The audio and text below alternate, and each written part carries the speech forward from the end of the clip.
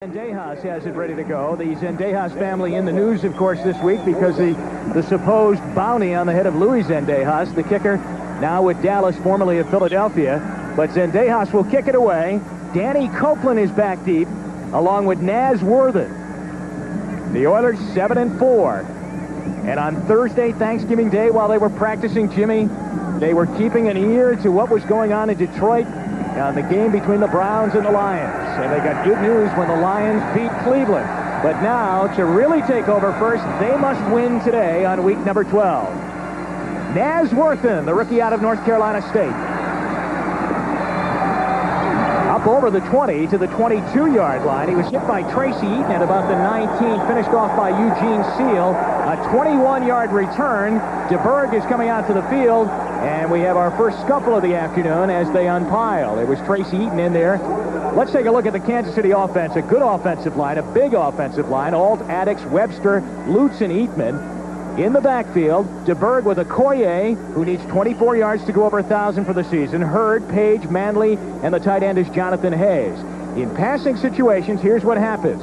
Okoye comes out of there. Emil Harry, Weathers comes in, and a rookie running back, a good receiver, Todd McNair, out of Temple comes in. 1st and 10, Steve DeBerg. He relieved Steve Pallur last week, who went out early in the first quarter in Cleveland with a knee injury. Page is in motion. Play action fake to Okoye. Down the middle for Manley. And he's got it. Inside the Houston 35 to the 33-yard line where Patrick Allen brings him down. Just what we said in the open of the telecast, but great play action fake by Steve DeBerg. He sticks it into the belly, and that prevents the linebackers from trying to get back into their drops. The defensive backs are trying to get up to help against Okoye. He's got man-to-man coverage. Manley does across the middle. Look at that. That's 31. Jeff Donaldson, he's taken by the fake. A 42-yard catch by Manley. Again, by the great play-action fake of Steve DeBerg. Steve DeBerg loves the way to start the afternoon that way. 42 yards, first down, inside the Houston 35.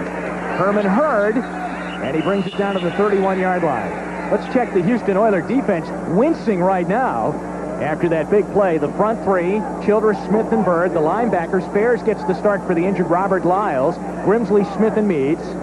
Passing situations in the 4-0. Here's what happens as the Oilers bring in the extra defensive backs, and up front, William Fuller and Jones come in as they go with a 4-man front. Dishman, Johnson, and Eaton to go along with this secondary. Brown, Allen, the rookie McDowell out of Miami, and the safety, J.D. Jeff Donaldson. 2nd down and 8 at the 31-yard line of Houston. DeBerg over the middle, juggled but held on to by Stephon Page. And for Page, he has now gone 61 games in a row with at least catching one pass. Well, in our conversation yesterday with Steve DeBerg, he said one of the problems with our offense thus far is not getting the ball enough to Stephon Page. Look at the inside. All of that hole is created because what the Oilers are concerned with is simply one man at this juncture, and that is Christian Okoye, allowing a big gap to get Stephon Page in for the first down. The best Page in our book, Steve DeBerg says he is the best Page in their playbook throwing the football. As a matter of fact, he said he had to convince the Kansas City coaches to throw the ball to Stephon Page. They didn't know a lot about him or enough about him because he was a contract holdout. Well, when Marty Schottenheimer came in and the staff, according to Steve DeBerg, they said, show me, don't tell me about it. As we take a look at the measurement, it's going to be just a little bit shy for the Chiefs. And it's taken Stephon Page a little while to get into the offense because they've had so many changes at quarterback. They've had Jaworski, they've had DeBerg, they've had Pallur. As a matter of fact, that's only his 20th catch of the season. Now, you see DeBerg looking down at his wristband right there. That's where all the plays are. They're all on the other side.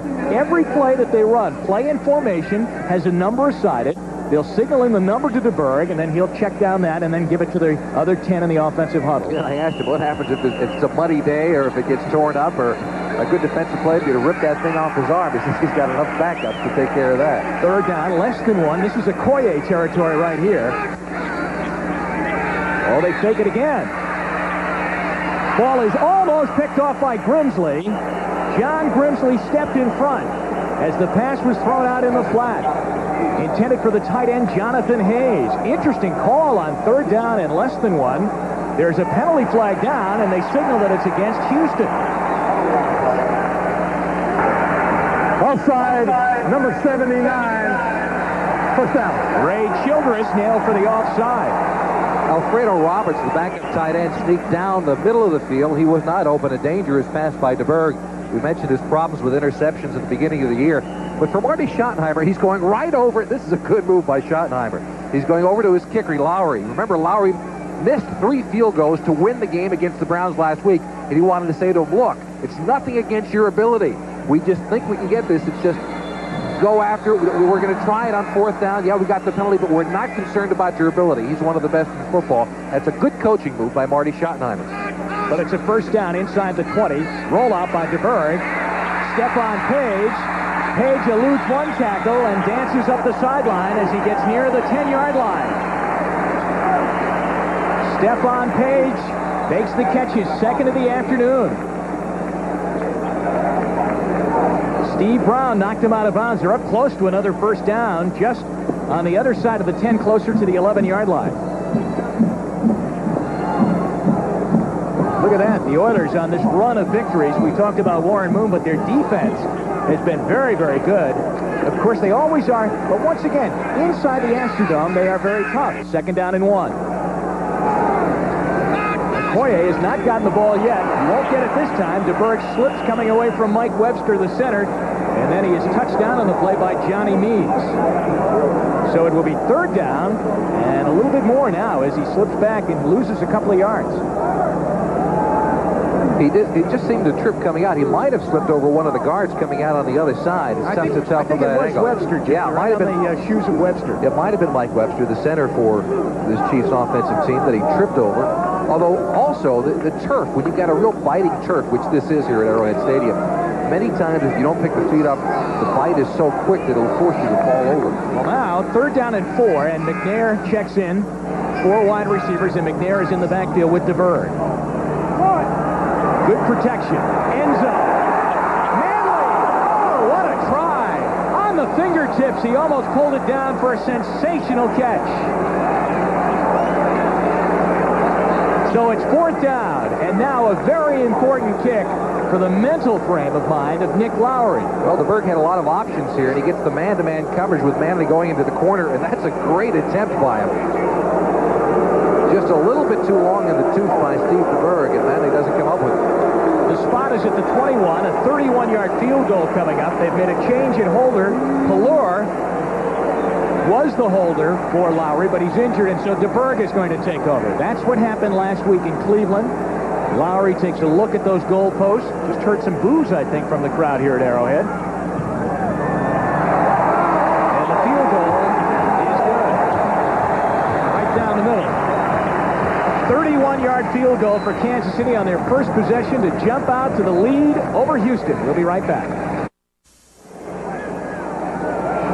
Back at Arrowhead, Nick Lowry ready to kick it away to Houston. Kansas City goes 7 plays, 64 yards. It took 2:59, and Nick Lowry kicks a 31-yard field goal, his 17th of the season. He's 17 for 24 now, and Houston is behind, so they'll be challenged. They knew it was going to be a very tough game anyway. And an interesting game plan by the Chiefs so far. Okoye, not a big part of that first drive. Didn't touch the ball. And the play-action faking to him, but in that sense, he was a part of it because he's going over the middle, drawing the secondary up and the linebackers, has allowed DeBerg to perform well in the first opening moment. Let's see what Houston does now. Lowry into it. It's Lorenzo White, second-year man out of Michigan State, from his own 5. And he brings it out to the 25-yard line. Lewis Cooper's down on the tackle for the Kansas City Chiefs along with Stan Petrie. Warren Moon and the Oilers ready to go. The offensive line juggled around now because of a Jay Pennison injury at center. Bruce Matthews is the center, and Don Meggs takes his spot at right guard. In the backfield, Highsmith and Rozier join Moon. Jeffries Gibbons is a question mark. We might see Curtis Duncan there. Bob Morosco is also a question mark, and we could see Chris Verhulst in there. In the red gun, when they go to 4 wide receivers, Harris and Duncan come in. Highsmith stays in. 1st and 10 at the 25-yard line. It's Rozier.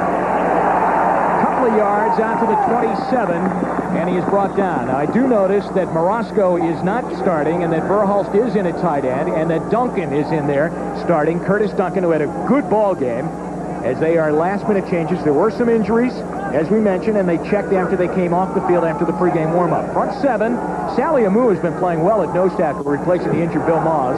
Martin, Ashley, Hackett, and we've told you about Derek Thomas. In the 41, here's what happens for the Chiefs. They bring in these players, Smith and Sally Amua, Bell, Cooper, Boris, Danny Copeland, and a great secondary, Lewis, Ross, Porter, and Cherry. Here's Highsmith. First down, Houston, as he runs it out over the 35-yard line, out to the 37, maybe the 38-yard line, before being pushed out by Duran Cherry. Let's go around the league right now. Big game in Buffalo for both teams. Of course, the Bengals right back in it now. Pittsburgh and Miami. Miami playing well. San Diego at Indianapolis. No score anywhere. And a big game for the Packers as they play Minnesota. I think that game is in Milwaukee, isn't it? I believe it is. Yeah. We're 3-0 right here on a Nick Lowry 31-yard field goal. Kansas City ahead of Houston. Pinkett checks into the offensive backfield now. Alan Pinkett out of Notre Dame. It's a 1st and 10 for Houston. Moon's first pass, and it's dropped. Hayward Jeffries had to reach around to the other side. It looked like he was expecting the ball on the left, and it went to the right. Without Warren Moon having his two #1 receivers in the game, but Drew Hill because of the injury and Ernest Givens because of the ankle sprain, it takes away his comfort zone. He knows what those players will do. He knows where their reads are going to come from. He'll wait on them a little bit longer, even if they're not open. But now the comfort zone of Warren Moon has been toyed with because he's going to rely on Haywood Jeffries and Curtis Duncan. And those are his wide receivers. Moon with a great season so far in '89. Look at that completion percent. 2nd and 10 from his own 37. They hand the ball off. It goes to Mike Rozier. Rozier over the 40 to the 43-yard line, brought down by Kevin Porter. And also helping out is Chris Martin. The man behind the first down stick, and now walking out for you, Jerry Glanville.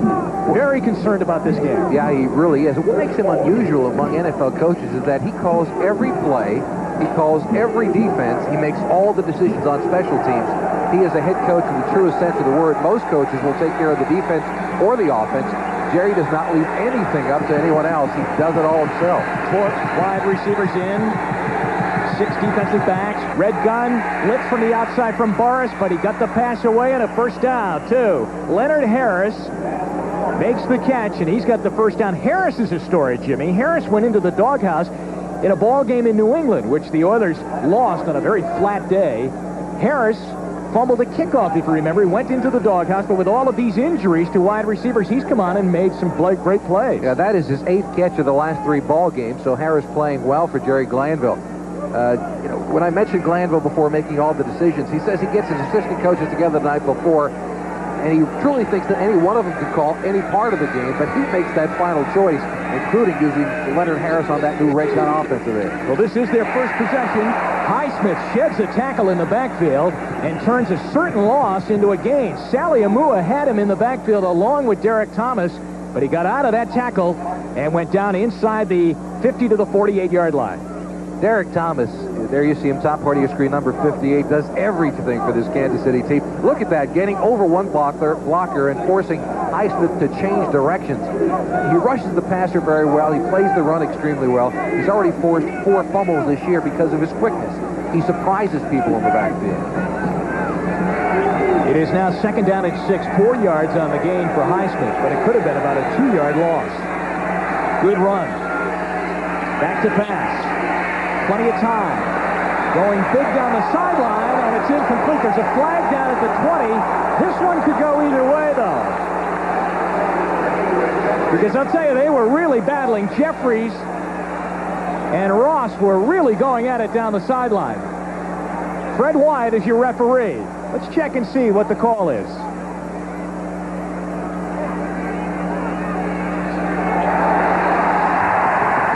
Number 84 stepped out of bounds. Illegal touch. No play. Incomplete pass. 3rd down. It's unusual because when a receiver steps out of bounds, usually a referee will throw his hat down to mark that spot. He did step out of bounds, but it also looked like an interference call coming over the top of it. The defensive back has just as much right to this football as does the receiver. Ross with great coverage on this play, and it is Jeffries coming over the top of him. He stepped out of bounds earlier, and I'm surprised there wasn't a flag. against Jeffries on that. Red gun offense. And he's out of the shotgun. On 3rd down and 6. Here comes Thomas from the outside. And look at Moon get away. And turn it into a huge play for Houston. A 1st down as he goes out of bounds. Derek Thomas was there. Warren Moon got away. What a battle that features all afternoon. 14-yard pickup for Warren Moon and a 1st down. Well, Thomas gets around the tackle in front of him right at the beginning. That's Bruce Davis. And that creates the gap up inside. He just didn't have enough quickness to get to Moon from the outside. And then Moon, we always knew him as a great scrambler. Remember his days up in Canada, as we talked to him about yesterday? He was always a great runner in that sense. And at 33 years of age, Warren Moon has not lost a step when he decided to tuck it under his arm and head upfield. He had 187 yards rushing coming into the game. He just padded that, too. It's Highsmith. Right up the gut. Goes inside the 30, down to the Chiefs' 29, 28-yard line. It's Neil Smith there, Dino Hackett, and Duron Cherry. All 3 of them stack them up. This is the 10th play of the drive coming up now for Houston. And remember, we showed you those numbers. 7 out of their first 11 times when they've had the ball for their first possession, they have scored, and they're getting into that scoring zone right now. 2nd down and 7. Jeffries and Duncan, the wide receivers, along with Leonard Harris. They have 3 wide receivers in the game. Now 4 as they bring in Kenny Jackson. They go right back to Highsmith. Oh, is he hit right away? And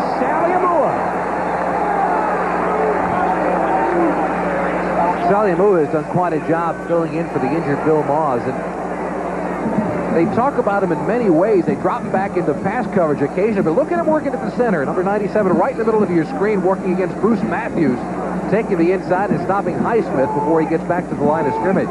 An interesting story, Bruce Matthews, who Sally Amua is playing against today, forced to go back to that center position because of the injuries to Jay Pennison and George Yarno. He's normally an offensive guard and one of the best in football. Matthews played 9 games in 1984 at center, so he's done it before, and he is their long snapper, too. 3rd down, 7 out of the red gun offense. Moon looking, and Jeffries comes back nicely to make the catch. A 1st down. They're 3 for 3, Jimmy, on 3rd down conversions on this drive, and they're inside Kansas City's 20 now. This is done completely by Warren Moon. Jeffries really isn't open on the play, but Moon underthrows him on purpose, I believe. Take a look at it. Ross again with a great coverage. No place to go with it, but the underthrow allows the receiver Jeffries to come back and make the catch. You know, you see that a lot more now. The underthrow or the, come back and get the ball. Yeah, when you see a cornerback and a receiver step for step, stride for stride, you have just as much shot as a quarterback to underthrow him as you do to overthrow him. It's anybody's football, and that was a good selection by Warren Moon. 1st and 10 inside the 20. Fumbled snap, and Moon hangs on, so maybe he is having a bit of a learning process with Bruce Matthews. We'll have to watch that one down at the 15-yard line, and he'll get a couple of yards on the play. So it'll be 2nd down. Miami's on the board at home, leading over Pittsburgh 7-0. Everything else scoreless in the 1st quarter.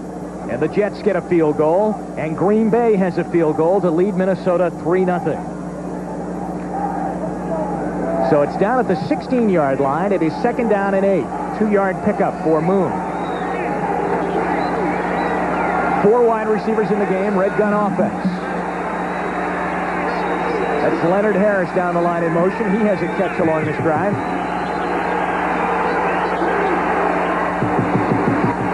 Second and long. Across the middle. Incomplete. He threw that into coverage, intended for Kenny Jackson, the former Penn State wide receiver and Philadelphia Eagle. Great coverage by Albert Lewis. And it will be 3rd down. Well, they double-team the wide receiver trying to get into the middle of the field. And when I said the best secondary in football with the Kansas City Chiefs early, I'm particularly talking about Albert Lewis. The best man-to-man coverage in the game is by this man. Take a look at him. Across the field, he does not give Warren Moon an angle to throw the football into. Big and lanky, great speed. How would you like to be buying him a shirt for Christmas and trying to get the sleeve size? I mean, has he got long arms or what? 3rd down. 9 yards to go. From the 16. Moon is in trouble. Flag is down, and so is Warren Moon. There's Derek Thomas, helped out by Leonard Griffin.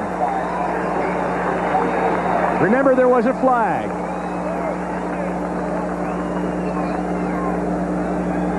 I think it's against Houston. Let's wait. Fred White. Illegal motion, number 77, declined, 4th down.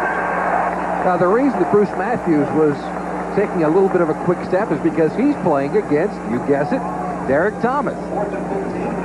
See him at top? He had to take that little quick step because he knows how fast Thomas is. Now, that's a hole, too, isn't it? He grabbed him not only by the helmet, but by the face mask as well. And still, Thomas had enough to get back to the quarterback. Thomas not only gets after the quarterback, but he causes a lot of motion penalties by a lot of tackles. Here's Tony Zendejas, who has hit 8 in a row. He's 21 for 29 on the year. This is for a tie out of the hold of Montgomery.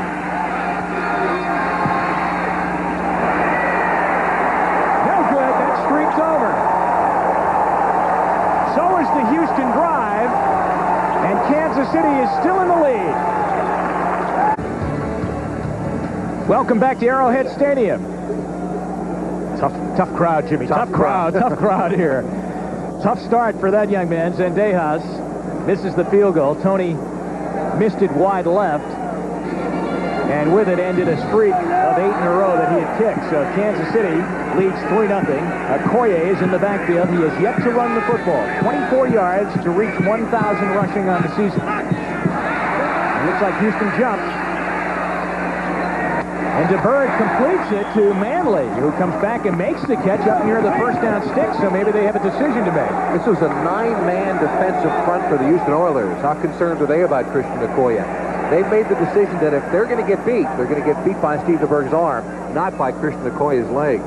You see DeBerg making sure that those sweatbands stay up there because that tells them the plays. We also have offside, number 95, declined, 1st down.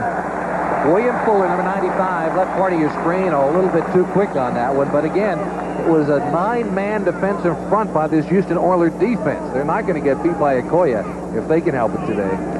Well, I'll tell you, last week in Cleveland, this Kansas City offense was very, very predictable. So far today, they have been anything but predictable. They've thrown on 1st down a lot. Look at those numbers. The big play was the pass early in the game for 42 yards. He's going big for Stephon Page.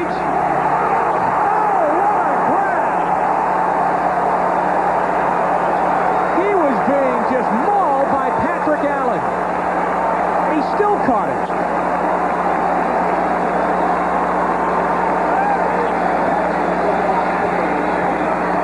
Many teams this year have been going after Patrick Allen. He's had trouble with the man-to-man coverage. When they donate so many people at the line of scrimmage to try and stop Okoye, you get man-to-man on the outside. Take a look at the grab at the end. That's a mugging is what that is. Still the catch by Stephon Page. And another big play by Kansas City. Good reaction by Page. 43 yards on the pass play. And a 1st down. There was a flag on the play. Gee, I guess for what? Patrick Allen on pass interference, and even all of that pushing and tugging and holding on to 83 couldn't prevent him from making the catch. At the 25-yard line now. Chiefs lead 3-0. Okoye still no rushes on the day. Here he comes. And there he goes. And he'll need a few more now than 24 to get 1,000 because he'll lose a couple there. Well, this Houston defense is at a disadvantage because Robert Lyles is injured, not playing today. Their outside linebacker who makes all of the defensive calls for Houston. And in his place, Eric Ferris, who made that last tackle, is in there. But it's not the problem of just replacing him as a performer, but as a communicator on this defense. He's calling all of the defenses at the front. And Lyles is on the sideline today. And as Jerry Glanville told us yesterday, he's very concerned about who will be making the calls in the huddle. Loss of 2, 2nd down 12. Page and Manley are the wide receivers as DeBerg goes back again. Tight end is open. That's Jonathan Hayes. And then he is tackled down by the hips at the 20-yard line, down at the 19. Smith is on the tackle. Al Smith, the linebacker. And today is Al Smith's 25th birthday. So happy birthday to him. I'm sure he'd like to walk out of here with a nice present. First base spot in the AFC Central Division. He'll come out of there right now. It will be third down. 3rd and 4 coming up for the Chiefs. This is where they stalled now the last time they had the football and settled for a field goal. 4 wide receivers into the lineup for Kansas City. 1 back in the backfield. That's Todd McNair. Into the corner of the end zone. Once again, almost another acrobatic catch. Stephon Page cannot hang on in the far right corner of the end zone. And so it will bring on Nick Lowry once again. What surprises me here is the man-to-man coverage that Houston is providing, despite the fact that now on the early going, DeBerg doing a good job of it. A little pushing by both sides there, but almost another great catch by him. Just can't hang on to it as he hit the ground. It is banged up a little bit. Came down on that right shoulder of his. Staying down in the end zone is Stephon Page, and they're calling out the Kansas City training staff now. When he is on, there is very few that are better than Page. He has the record for the most yardage in one game in the NFL, 309 receiving yards. Who were the broadcasters on that game that day? I think it was Charlie Jones and me. Oh, okay. We'll be back to see if Stephon Page is okay, and we'll be back with Nick Lowry's field goal attempt. That's the score with that much left in the first quarter. Back to Arrowhead Stadium, Nick Lowry for his second field goal attempt of the afternoon. This one will be from 36 yards. 1 for 1 on the day from 31. Out of the hold of Steve DeBerg. Incidentally, Stephon Page is over on the Kansas City bench and up and walking around, so he's okay. This is for a 6-0 lead. Oh, boy. Blocked by Houston. Into the end zone. Jerry Glanville loves it. Big play by the Oilers special teams. Lowry to the sideline. We'll watch that kick once again from 36 yards out. I think it may have been Chris Dishman, number 28, who comes in and gets a piece of it. This Houston defense, one of the best. Yeah, his left arm sneaking across. And it is Chris Dishman, once again, with a big play by the Houston special team. Kansas City special teams coach Kurt Schottenheimer, the brother of Marty Schottenheimer, who came with Marty from Cleveland, and he was part of the reassignment that was going to have to be done, that Art Modell, the owner of the Browns, wanted to be done with the Browns coaching staff for Marty to stay in Cleveland. When Marty did not agree to that, then he resigned the position as coach of the Browns. Highsmith on a carry, and he's brought down by the nose tackle, Dan Saliamu out of Arizona State in his 3rd year. Just to talk a little bit more about Schottenheimer, Kurt that is, last week his special teams had a very good week in Cleveland. They played well aside from the Lowry misses on field goals, but off to a bad start today as they get a field goal block. The 7th time in Nick Lowry's career that he has had a kick blocked. And Chris Dishman sprawled out in front of it and knocked it down. So on the phone upstairs off to our right, the Kansas City coaching staff diagnosing what went wrong in that field goal attempt. In the meantime, it's 2nd down and 9 for Houston. Red gun formation, 4 wideouts. Boom. Intercepted. Walker Lee Ashley. And Kansas City gets it back at the 31, and Warren Moon is in a big fight. Warren Moon into a big brawl down into the Kansas City bench. Look at this one. Is it Derek Thomas that's in it with him?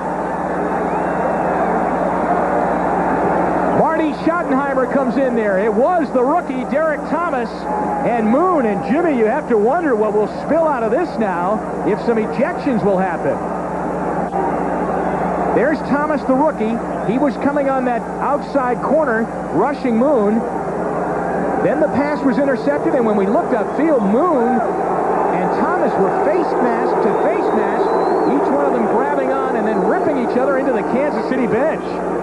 And perhaps the 2 most important players on the field right now are Derek Thomas and Warren Moon. If there are ejections, this game could disintegrate very quickly. So Fred Wyatt and his crew really have a headache right here now in straightening out what happened here. Now, what did happen on the play, of course, was an interception by Walker Lee Ashley. Warren Moon, so cool and composed. Really, something had to happen there to trigger him off. He really never gets frustrated. I've never seen Warren Moon upset during a game. Let's see what happens to him. He throws the interception. Now, again, Walker Ashley was down, but he got up and began running again. A push from the back, and that's what started it all. There it goes. Look at this. Boy, that got ugly once it got behind the bench. The fans have just seen it up on the big scoreboard here at Arrowhead. But what did you think? Well, I thought that Thomas was wrong. First of all, the play was over. The push in the back, even if the play was still going, it should have been a penalty with a push in the back. And then, to continue it on the sideline, Moon was out of bounds. So, I mean, he's wrong from retaliating, but here we go. Big steal. Personal foul against Houston.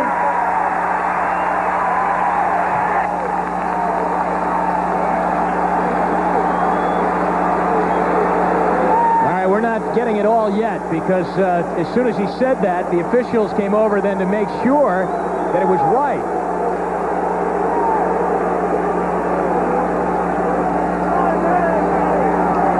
So let's get our thoughts collected right now. Well, let me tell you, if that's the only thing they're going to call, they've made a huge mistake. Derek Thomas was as much a problem here as anybody. All right, now the interception's been made. And now it's stopped. It's over. He was down immediately. Remember that. The push from behind, out of bounds he goes, and then the retaliation. Here we go. Personal foul, number 1, first down. There's the fight, the personal foul. Jerry Glanville's out on the field and roaring on the sideline.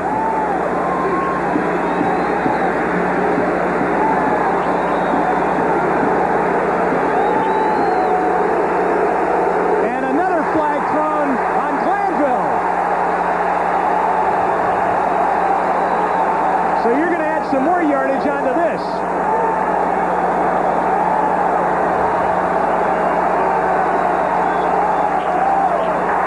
We have unsportsmanlike, 15 yards, first down. And he has every right to be upset by this call. Now, I agree in the sense that every time an official says there are offsetting penalties, no one benefits from it. But here, there's absolutely no purpose to that. The play is over. Now, if anything, he pushed him from the back, right? Right, and then Moon was wrong to retaliate, but to pick one of the two out is absolutely incorrect. The both of them were at fault. However, it was initiated by Derek Thomas. So look at where the Chiefs get the ball after the two penalties called against Houston. The one on Moon on the play, and the one then on the ensuing argument on Jerry Glanville. Marty's Chiefs have the ball inside the 10 at the 9-yard line. And if you remember back a few weeks ago, Bobby Brister and Derek Thomas got into it when they were playing the Steelers. Now Steve DeBerg came up to the line of scrimmage. First time out. And what he was arguing is that he didn't know if the play clock was running, and it was all the way down to 1. So he had to call the timeout. He was looking for the official then to say, reset the clock. He didn't know it was running all that time, and the official said, no, you just used a timeout. Something else we should say. Warren Moon, as we mentioned, is someone who generally does not get flustered. As we take a look at the ticker, the Dolphins jump out to a 14-0 lead over the Steelers on the Dan Marino pass. 66 yards to Mark Clayton. The Jets and Green Bay and Minnesota are now tied 3-3. Just as Warren Moon is a quiet, composed young man, so is Derek Thomas. In our conversations with him over the past few weeks, he's about as friendly a football player as that I have ever met. In fact, in both our meetings, he came over and put his arm around one of us, or our producer John Filippelli, or someone else in the crowd. And, very friendly man, so it's really in the case of our producer, that happens every week that people come over and do that. First and goal inside the 10. As you saw, Glanville was still red hot on the sideline. Okoye. And Houston tackles him hard, don't they? They go after him. I mean, this team is fired up, too. This crowd's fired up. Kansas City really has to cash in here. Second and goal. Second down and goal. He got down to the 8-yard line, so only got one on that play. DeBerg checking that wristband now, and he brings out the next play. Emil Harry is into the lineup at wide receiver. As DeBerg asks for quiet. Page and Harry are the wide receivers along with Pete Manley. 3 in the game.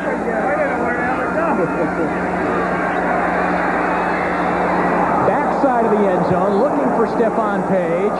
Overthrown and out of bounds. Incomplete, and it's 3rd down and goal. There's a flag on the play. Illegal use of the hands to the face mask. 5-yard penalty, number 79. Ray Childress is nailed, and that's an automatic 1st down. Now this officiating crew is going to call it very, very close. Anything that's close, the flag is going to fly. They've got to regain control of this football game. But you know what? This is the real nightmare that Houston has had on the road, oftentimes getting flagged many, many times. Childress, left side of your screen, number 79. Let's see if he goes to the face. Yeah, he sure does. He's got a hold of the face mask. Looks like it's Irv Eatman. I think that's number 75. 1st down and goal as you look at Childress lining up. He leads the Oilers in sacks. James Saxon gets the carry and scores! Touchdown, Chiefs!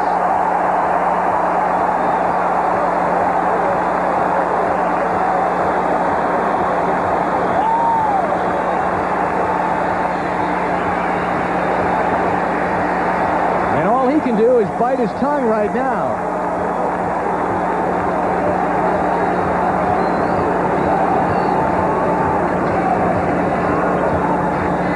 You know, this Marty Schottenheimer, Jerry Glanville rivalry has been a doozer, really, while they were in the AFC Central Division coaching against each other. Remember last year, they ended the regular season against each other and then played each other less than a week later in the wild card game. Lowry for the extra point.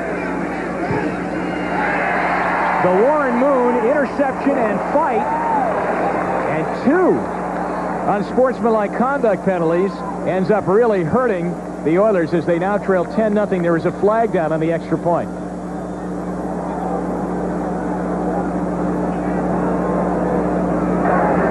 Illegal use of the hands, number 85. 10-yard penalty.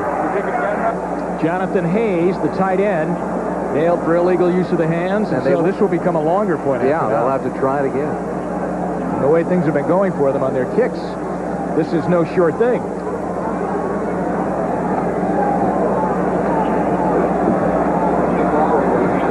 So Lowry will try the extra point again. This will become a 30-yard extra point.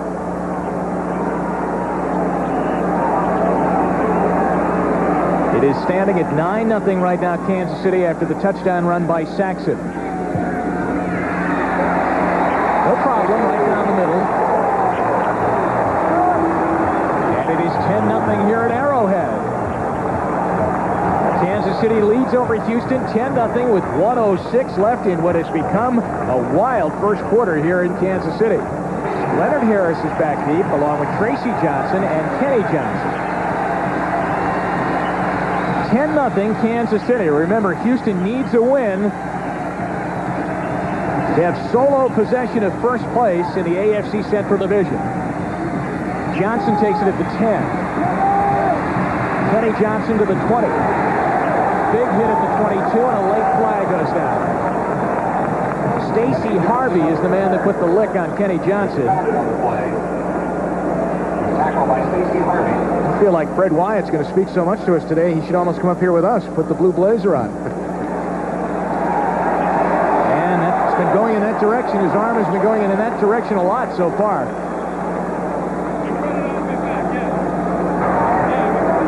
Illegal block in the back, number 21. Half the distance penalty, 1st down. Tracy Eaton flagged for the illegal block. Now the question is, as Warren Moon trots onto the field, how will it affect his performance? And a nice gesture. Moon and Derek Thomas just met near the sideline and shook hands. And they really are two class people. We got caught up in the moment of it, but they just shook hands at about the numbers. A nice move by both men. Well, I think you put Thomas in the bad mood by taking his license plate just prior to the game. Maybe we should give it to Moon after the game. Yeah, 1st and 10 from the 12. 10-0 Houston trailing. It's Rozier. Good run. He kept his legs going out over the 15 to the 16-yard line. Tackled by Kevin Porter. Second down coming up now, but good yardage on first down. And for the first time now, Arrowhead has quieted down here in the final half minute of the first quarter. What does that do, Jimmy? Now, does he have to settle his team down right now? Settle himself down? The team was settling him down about 10 minutes ago. No, I don't think so. Jerry loves when his team gets fired up and plays. He wants them to play clean. I really believe that. I mean, there are other coaches around the league that might think that he loves to see the dirty play, but I just don't believe an NFL coach would coach that way. Moon. And it is caught. Curtis Duncan is on the catch. Duncan has a first down over the 25 out near the 30-yard line. There's a flag down, and it's against Houston again.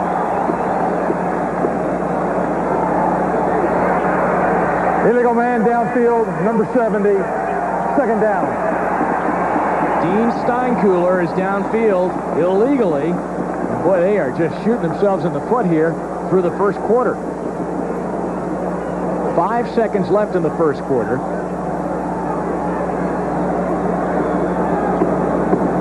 10-0. Glanville's Oilers trail Kansas City. Yesterday, when we were watching the Chiefs practice, you could tell they were ready for this one. They were real loose, but in a positive way. So penalties have been a big story here in the first quarter.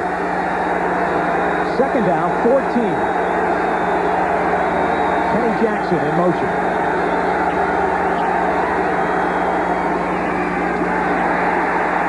Not much for Alan Pinkett.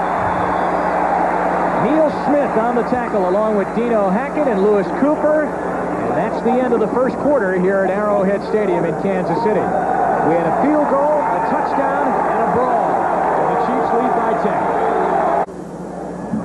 Jim Donavan along with Jimmy Cefalo. Welcome back to Arrowhead Stadium in Kansas City. The Chiefs on the scoreboard lead 10-0 over Houston. Crazy statistics. This is flopped from what we thought it would be at the beginning of the game. The Chiefs, one of the top rushing teams in football, have only 5 yards rushing. Very few of those by Christian Okoye. The yards passing, Steve DeBerg with a big day. 121 yards on the afternoon thus far. 6 defensive backs in for Kansas City. It's third down and 13. Houston deep in their own territory. Derek Thomas getting to Moon, but oh, he unloads the ball. Highsmith makes the catch. Look at Highsmith run to the 35-yard line. What a play by Houston.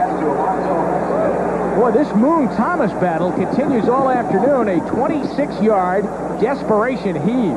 Well, let's find out what happened with Derek Thomas this time. He gets around the tackle again going against Bruce Davis, number 77. He barely touches him. But a nice play by Moon to get it off. Close to being in the grass? Close to being in the grass, but I think you give it to him. Also close to his safety at that juncture. How about the run, though, by Highsmith after he made the catch? First and 10, Houston. Tracy Johnson's in at fullback now. They run out of the I. Lorenzo White. Boy, it's tough to run against this defense, Jimmy. Sally Amua, the nose tackle, makes this stop again. This team is not missing Bill Moss very much. The all-pro nose tackle who's out with a broken arm for the remainder of the season, and they found a real player in Sally Amua.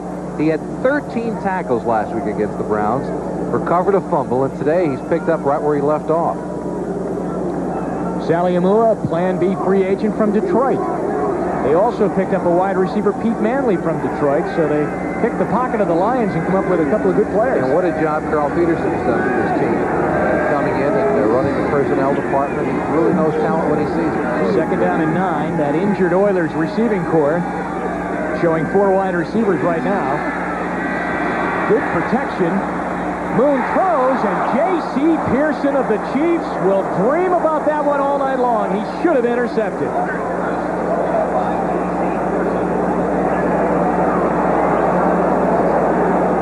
That was a poor decision by Moon throwing that ball, Jimmy, where he threw it. He had great protection, though. Look at this. They're not near him at all. Nice protection by everyone involved in the offensive line. That makes the poor decision. Double team, they had Cherry deep, and then Pearson coming underneath. And he had a better shot at the ball than did Haywood Jeffries. Third down conversion. Houston is 4 for 5. They're looking at 3rd and 9. Colin Pinkett's in the backfield with Moon. And heads out as a receiver. There's a flag down on the play.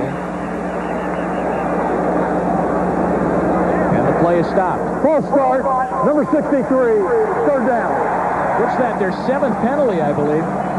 7th penalty of the game on Houston. What do you think? Does the offensive linemen, do they have happy feet right now because they realize what a pass rush they have? Well, it's dual, really. Take a look at Munchak. Right part of your screen in the gap at the guard position, moving just a little bit too quickly.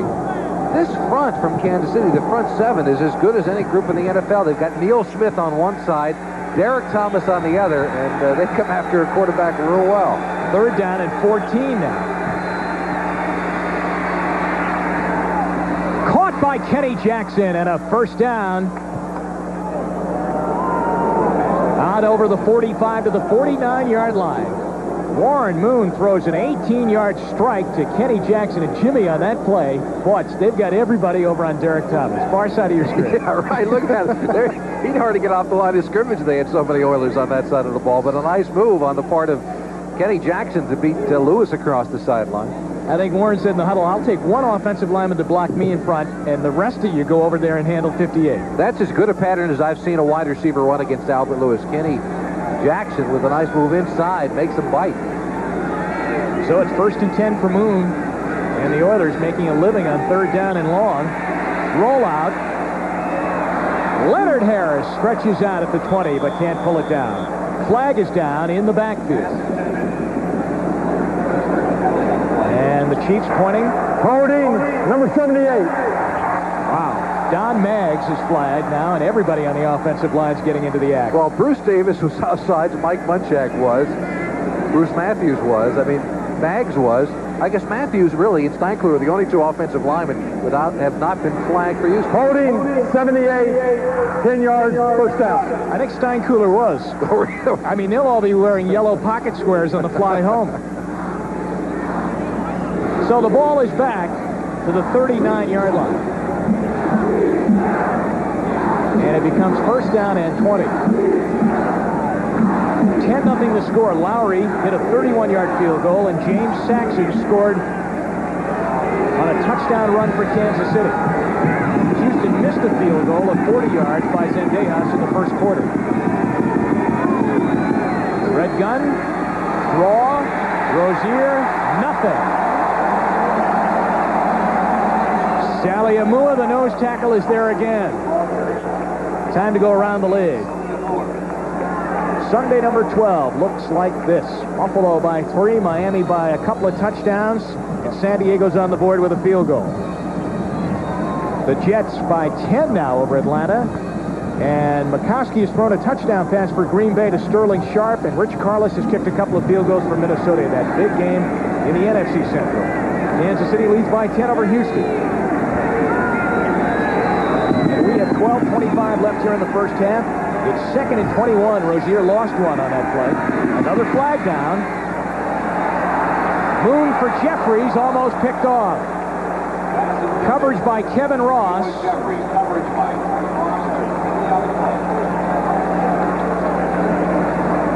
Illegal motion is going to be the call on guess who? Houston. Gets that offensive line. That's against Bruce Davis, number 77, who's again trying to block Derek Thomas.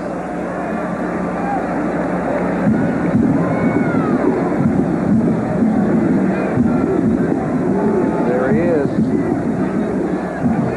See, one of the problems for an offensive lineman when you're trying to block someone like Thomas, it's a little bit noisy in here. He keeps looking inside to see when the ball is snapped, and a little motion because he has to then redirect himself to make sure he finds out exactly where Thomas is. It's a borderline call. There was not much movement that time by Bruce Davis. 3rd and 21. Screen pass, Rozier. One nice move. Puts his head down, and then Ross puts him down at the 45-yard line. And Ross and Jeffries get into it now. Houston must punt.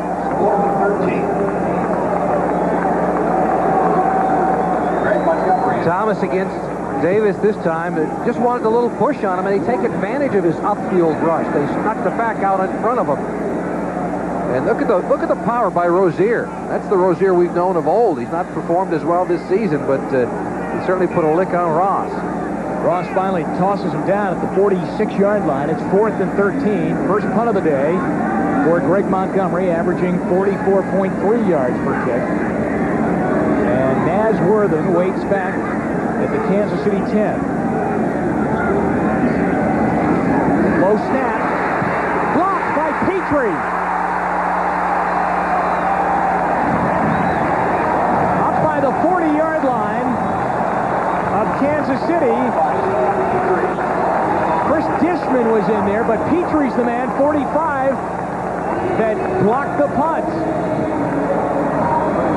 Bruce Matthews, the snapper for the Oilers. The ball is a bit low, although it should have been handled by the punter. Montgomery's got to get that one up, and it's a good play. Petrie coming inside, and the big block, a mistake by Houston's teams. Petrie coming from the right part of your screen. The snap is good. Montgomery makes the mistake. He takes his eye off the ball, and that's the result of it all. Now, take a look at this gizmo. This is the way that football has changed through the years. This is something that Derek Thomas and many of the secondary people from the Chiefs carry on airplanes with him in order to watch games, to continue to evaluate film. And even the coaching staff of this Kansas City Chief club takes it along. Marty Schottenheimer, they'll take the game they just played, pop it into this machine, and watch it on the flight home. At halftime, we're going to pop in Top Gun. Oh, no, that's coming up tonight on NBC. 1st and 10, Kansas City. Stephon Page is in motion. The ball is at the 39-yard line, and Herman Hurd. Good defensive surge right there. Bubba McDowell, the rookie out of Miami, along with Eric Fairs, gets in there to make the stop of Hurd and toss him for a big loss on first down. And a possible problem for the Chiefs. We just got a report that Albert Lewis, their all-pro cornerback, has got an ankle sprain. He probably will return. And Walker Lee Ashley, who intercepted the ball that Warren Moon threw, and then Moon went on that brawl with Derek Thomas. He has had to have his lower leg x-ray. There's Lewis on the sideline as we have 2nd down and 15. DeBerg has Okoye in the backfield. Okoye on the day has -1 yard rushing. Trying to set a screen up, I think. They were trying to get a screen out there for Okoye, and it's incomplete. Ball out over the 30-yard line. It is 3rd down, and 15. 4 wide receivers in the game for Kansas City. The Chiefs have not connected on a 3rd down conversion yet. They're 0 for 2. Big rush, and we have a flag down, stopping the play. False start, number 76, 5-yard penalty, 3rd down. That's on the left tackle, John Alt. And is Marty Schottenheimer high on him or what? Yeah, he really is. Glowing. He was talking about John Alt. Left part of your screen, just a little bit too quick. But Marty Schottenheimer yesterday told us that John Alt is the best offensive tackle he has ever seen. There's a quote by Marty. Alt in his 6th year out of Iowa. He's 6'7", 300 pounds. 3rd down and 20 now. Another flag goes down. And DeBerg ends up going down too as he tried to throw it across the middle for Emil Harry. Boy, did DeBerg get labeled in that backfield as Fuller was in there on the rush. William Fuller for the Oilers. There was a flag down on the play. Offside, number 95, 5-yard penalty, 3rd down. That might have been one of the reasons why he got in there, too. He got in there early. Tough to tell from there, but Fuller, number 95, did just buckle a second before that ball was snapped. Well, that makes it 3rd down and 15 for Kansas City. Todd McNair checks into the backfield. The lone back as DeBerg will go from the shotgun. 4 wide receivers in. Harry, Page, Manley, and Clarence Weathers. Page is open. Boy, he might have gotten the first down. Looks like he got a pretty good spot up near the 49-yard line.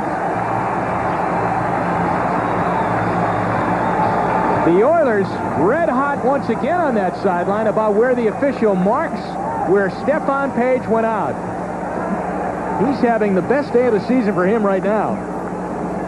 Well, DeBerg has a lot of confidence in him, as he told us yesterday. Crossing pattern, the receivers going cross field on the play. Now there's where the controversy comes in. Kenny Johnson, number 22, thinks that he steps out of bounds. And it looks from that angle that he did it right past the marker, and so it's a good call by the officials on the field. So you see he's got 4 catches already. 1st and 10. That was Kansas City's first third down conversion of the game. Wide open, Page again, down to the 31-yard line of Houston, his 5th catch of the game.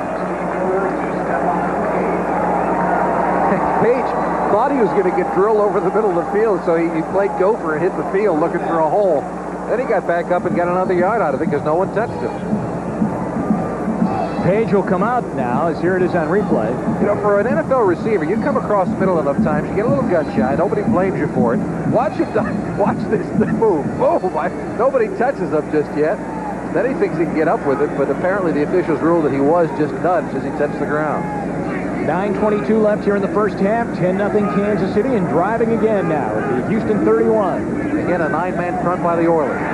This time it's for Manley. Incomplete. Well, they are truly going after this secondary. Dishman was down there on the coverage. Well, they're being dared to go after the secondary. They're going to stop that running attack no matter what happens. But at this juncture, the Oilers have to say to themselves, look, until Okoye starts hurting us here in the second quarter, we better drop back into secondary. There are 9 people on the line of scrimmage, leaving one-on-one to the outside. Manley doesn't get the job done, though. Good job of coverage by the Houston secondary. Chris Dishman over there on the coverage. Chiefs offense so far, rushing, nothing. No yards. Passing, 156. On second down, here's Okoye. Inside the 25 of Houston, down near the 23-yard line. The first opening for him, really, in a couple of weeks. He never really got a hole like that last week in Cleveland, rather, when the Chiefs played the Browns. Irv Eatman on that offensive line. Imagine sitting in your house knowing a bulldozer is coming through. You can't do anything about it. 3rd down and 2. As he closes in on 1,000 yards on the season.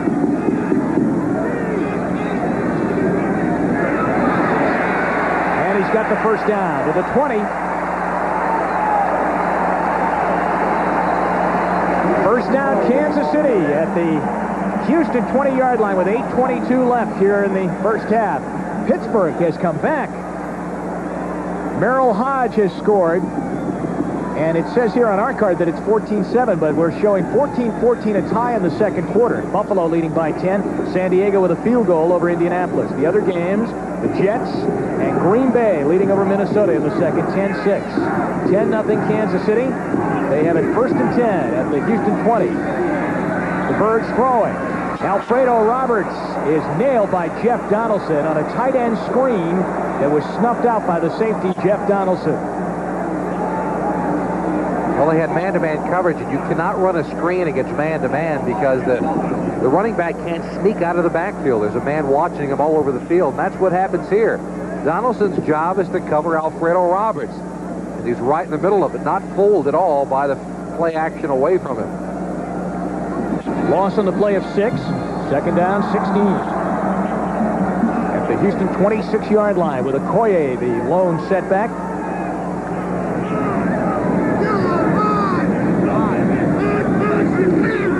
DeBerg to Okoye.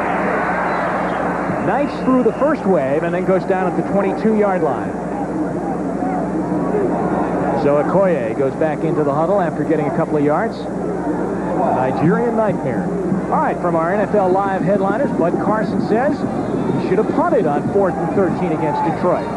Buddy Ryan really wants the Jets head coaching job, or the Jets want him? Does New York want him? Bobby Humphrey arrested Friday night for driving under the influence, but he will play today. What was the story there? He beat the team curfew. NFL Live halftime, Bob Costas, O.J. Simpson, scores and highlights. Gail Gardner with a feature on the guy from our game, big number 35, Christian Okoye. There's a flag down on 3rd down and long, and the ball is picked off. Picked off by Johnson of the Oilers. He's coming down the sideline. Richard Johnson goes out to the 35-yard line, but was Houston offside? Well, DeBerg thinks they were. He thought he had a free play. We'll have to find out if that's the case. I don't think he would have thrown it there into the double coverage had he not suspected that it was going to be offsides against Houston. And it is. It happened right in front of him, and that's the call, so that interception will be brought back.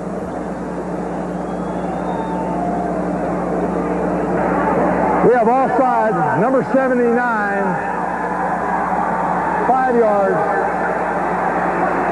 Ray Childress out of Texas A&M.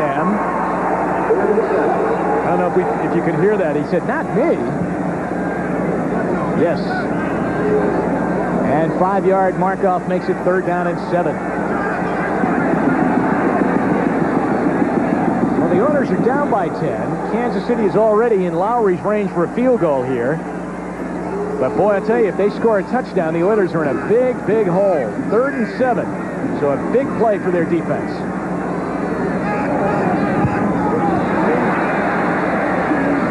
DeBerg looking for Emil Harry, and it's incomplete. Steve Brown is out of the coverage for Houston. And so they will have to try the field goal by Nick Lowry. 1 for 2 on the day.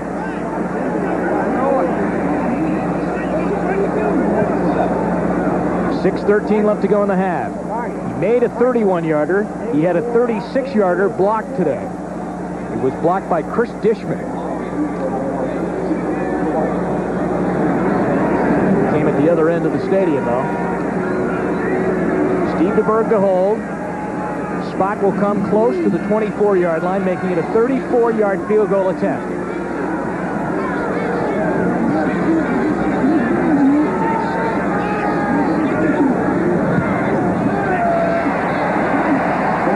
Was going to lean right, but it hung in there by that goalpost and sneaks through.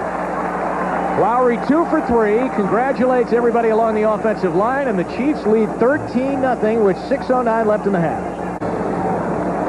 Hello from Arrowhead, where the Chiefs are number 1 today, 13-0 over Houston's Oilers.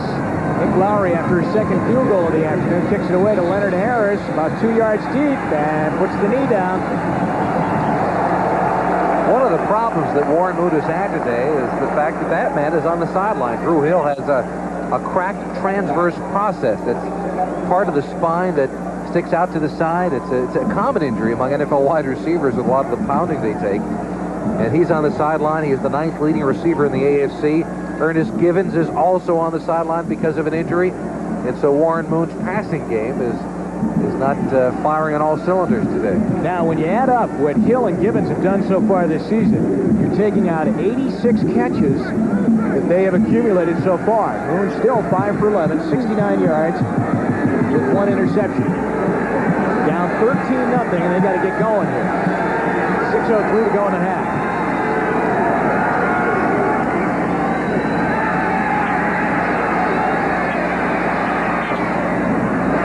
Tight end Verhulst drops the ball right up in his eyes at the 31-yard line. Verhulst is in there for the injured Bob Morosco. So Verhulst can't pull it down.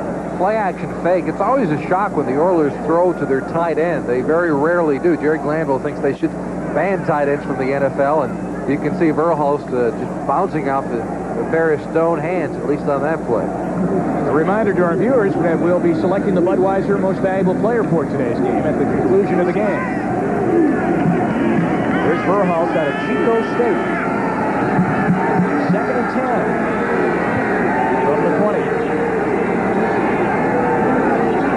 Lorenzo White's in the backfield now, along with Highsmith. The pitch to White. And he runs it out to the 24-yard line, and they'll be 3rd down and long when they come up. 3rd down and 6 when they come up to the line of scrimmage. Next Sunday here on NBC, join us for an exciting football doubleheader beginning at 12:30 Eastern with NFL Live. Then many of you will see a key AFC Central Division game from Cleveland right out of the dog pound as the Browns host the Cincinnati Bengals. Others will see the Oilers take on the Steelers or the Dolphins battle the Chiefs. The AFC Central Division standings right now. Houston, with a win today, would go into sole possession of first place. Cincinnati is 6-5, and Cleveland, of course, lost on Thanksgiving Day. So So big games coming up in the Central Division. A big pass play right there. Haywood Jeffries makes the catch. There's a flag down on the play. He's got first down yardage. Before we check out the flag from referee Fred Wyatt.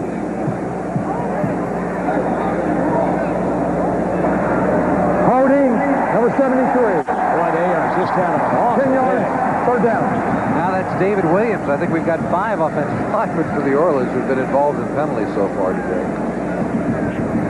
Who do you think he'd be holding on this play? My bet would be Derek Thomas. What do you know? Take a look at it. He makes the fake to go underneath this time. That's what really confused Williams. Oh, that belongs on Saturday Night Wrestling. Takedown. 11 penalties for 87 yards for Houston. How much total offense do they have? I mean, they can't have much more than 87 yards total offense, and they've given 87 to Kansas City. They're down at 16. Moon calls a timeout. Play clock was down at 3, and they just didn't have the right set. So they'll talk it over. 4:34 left to go here in the first half, and the Chiefs leading. Bruce Davis, on the sideline because of a slight injury. He became a father this week for the 3rd time. Ian Michael was born earlier this week, 11 pounds, 7 ounces. 3rd down at 16 for Warren Moon. Flush. Oh, look at the end zone. Saliamua chasing. Boy, when was that play going to end? He just ran about a mile and a half there to get rid of that ball and throw it down into the carpet. Yeah, he got away with one there. Warren Moon wasn't doing anything but trying to avoid the sack or the big loss of downs. Take a look at it. Saliamua, number 97, middle of your screen, gets pushed to that side. Look at the triple team on Derek Thomas. 3 of them. Saliamua just misses, and then Moon just drills it into the carpet. No place. Nobody around. Well, I guess Duncan was close enough for it, but there you see Thomas with 3 Oilers around him. And he gets away with it because Duncan was close enough for the official to say, well, maybe he really was trying to complete the ball. Greg Montgomery to punt it away. Right on his end line. They block it again. J.C. Pearson is on it. Rolls in. Touchdown.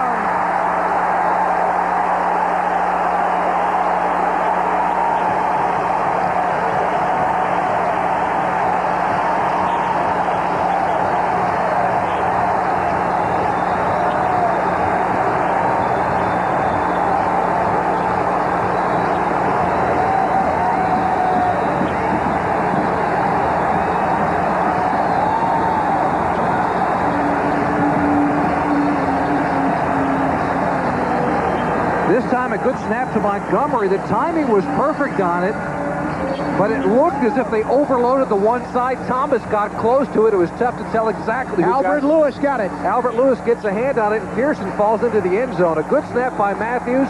The timing was perfect by Montgomery, but look at the overload in the middle, and Lewis right up the gut. Nick Lowry for the extra point.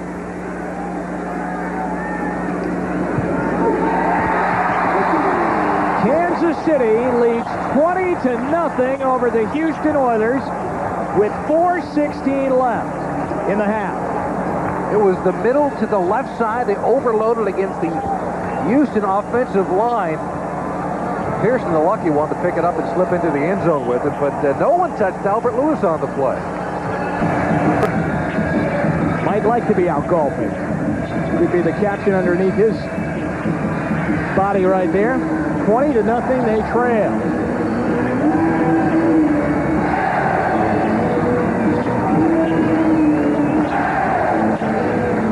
Boy, this Kansas City team coming on fast.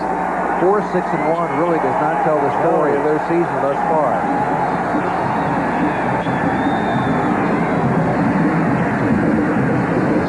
Leonard Harris right at the goal line. Knocks him down at the 21-yard line. Agee, a former Seattle Seahawk, now wearing the Kansas City red, is down to make the stop on Leonard Harris. As Okoye from Azusa Pacific. Close to 1,000 yards rushing on the season, but he hasn't had to be out in the field an awful lot today because their special teams has done such a great job scoring that touchdown. And now Warren Moon, every time he comes out, he's facing a bigger deficit. down 20 points. Here's Rozier. Well, they can't run against them. And they're losing two of their top wide receivers, so the passing game is not as effective as the Oilers might want it to be. They're really playing with a handicap today. Derek Glanville needs to get something out of his other two wide receivers, Jeffries and Curtis Duncan. Wow, total offense, 122, and that's what has been flagged against them, 87 yards. Jerry picked up some of that himself when he was so vehemently against the penalty called against his quarterback, Warren Moon, in the fracas fight with Derek Thomas, and he was flagged. That led to a Kansas City touchdown. The game seemed to sway with that fight, didn't it, Jimmy? Yeah, it really hasn't been the same for Warren Moon thus far. Alan Pinkett on a toss play, and he gets out near a first down before he's collared down on the play by Martin. Chris Martin, the former Minnesota Viking. 1st and 10 for Houston. Out over their own 30-yard line. Alan Pinkett out near the 39-yard line. He ran right behind Bruce Matthews as Matthews makes the block on Smith, on Neil Smith. You know, that's a pretty good story. Neil Smith has really been spurred on with the arrival of Derek Thomas. They've become very good friends. Yeah, he was the second player taken to the draft in 1988. And from talking to some of the people that have played against him last season and this, a year ago they say they just wasn't comfortable. He didn't know what he wanted to get done as a defensive lineman. This year, with Derek Thomas on the other side, he knows exactly what he has to do. Apply pressure so they can take some of the heat off of Thomas. There's a blitz from the outside. Moon got away from one, and then almost throws an interception. Petrie was there. Albert Lewis came on a blitz, and then Sally Amua was there too. There's Lewis. He came roaring in. Which is unusual. You very rarely see a safety coming, but he does from the outside. Sally Amua now trying to take care of Warren Moon. And he gets away with one as well, nearly the interception. Going back to that story about Neil Smith and Derek Thomas, best of friends. They travel around together quite a bit. They have a bit of a competition to see who can get to the quarterback quicker. And they're being compared, although it's young in their careers to do so, to Bruce Smith and to Cornelius Bennett in Buffalo. Talking to Derek Thomas about it, he said, hey, Cornelius has his Smith and I've got mine. And Houston doesn't have a first down. On 3rd down and 4, they went with Highsmith, and he runs right into the wrap of Smith and Leonard Griffin and that man, Lewis Cooper. Now, the Chiefs defense being saluted.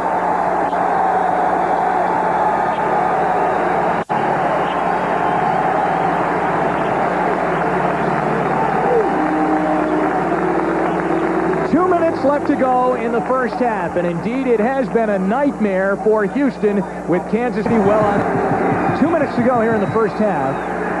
Greg Montgomery back to punt for Houston. Naz Worthen is the chief back ready to take it. Boy, Montgomery unloaded that one fast because he's had a couple blocked. Worthen lets it hit at the 5. And it rolls back from the 7 to the 6, touched by Eugene Seal. And for the first time today, Kansas City has bad field position. Montgomery nails a 54-yard punt, and boy, did he put the right spin on it. So 20-0, the Chiefs over the Oilers. Kansas City from their own 6. What would you do here, Jimmy? Just run it out, get in the locker room? Oh, I think they got to be thrilled with this lead. Give it to Okoye. Let him get that 1,000. And you heard Jimmy, give it to him, and he does. He might have gotten 1,000 right there. Out over the 10 to the 11-yard line. The thing about Okoye, an unusual thing about him, as we take a look at this play, Webster, the 16-year veteran, number 53, with a nice block down the line, trying to keep Doug Smith away from it. Timeout right now on the field. There's Mike Webster. We'll talk more about him with 1:35 left to go in the half.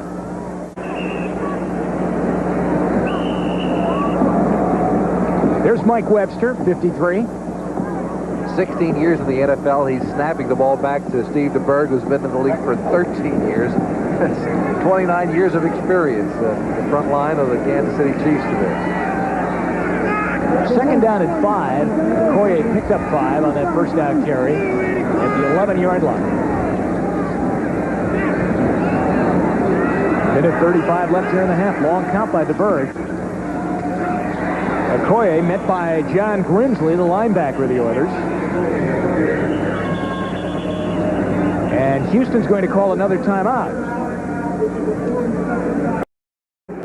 Nigeria is Hakeem Olajuwon. They have dinner periodically.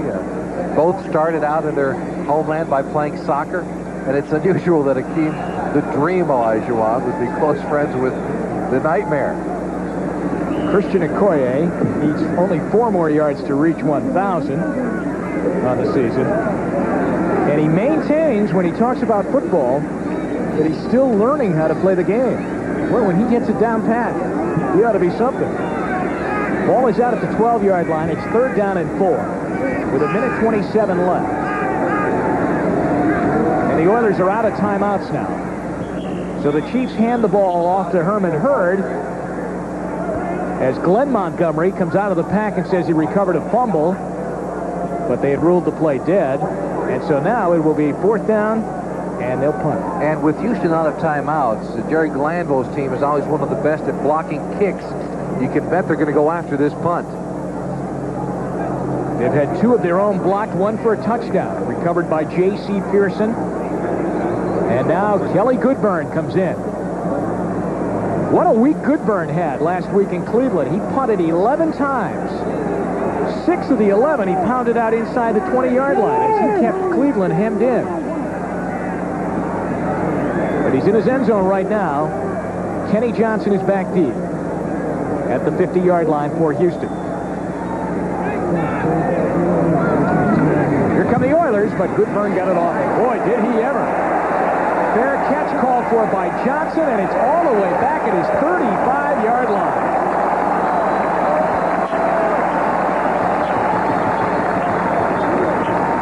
High fives for Goodburn, 52 yards on the punt. Kurt Schottenheimer on the sideline listening to Jonathan Hayes.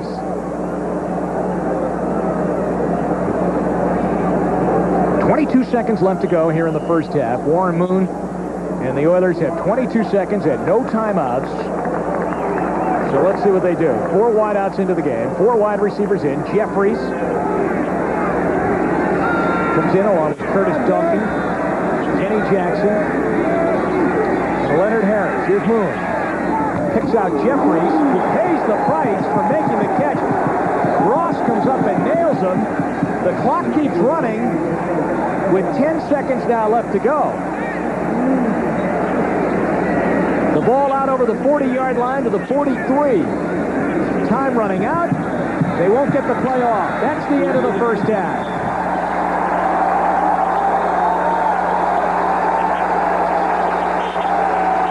The Arrowhead Stadium crowd roaring for the Chiefs. Listen to it here for a few seconds. They played that well.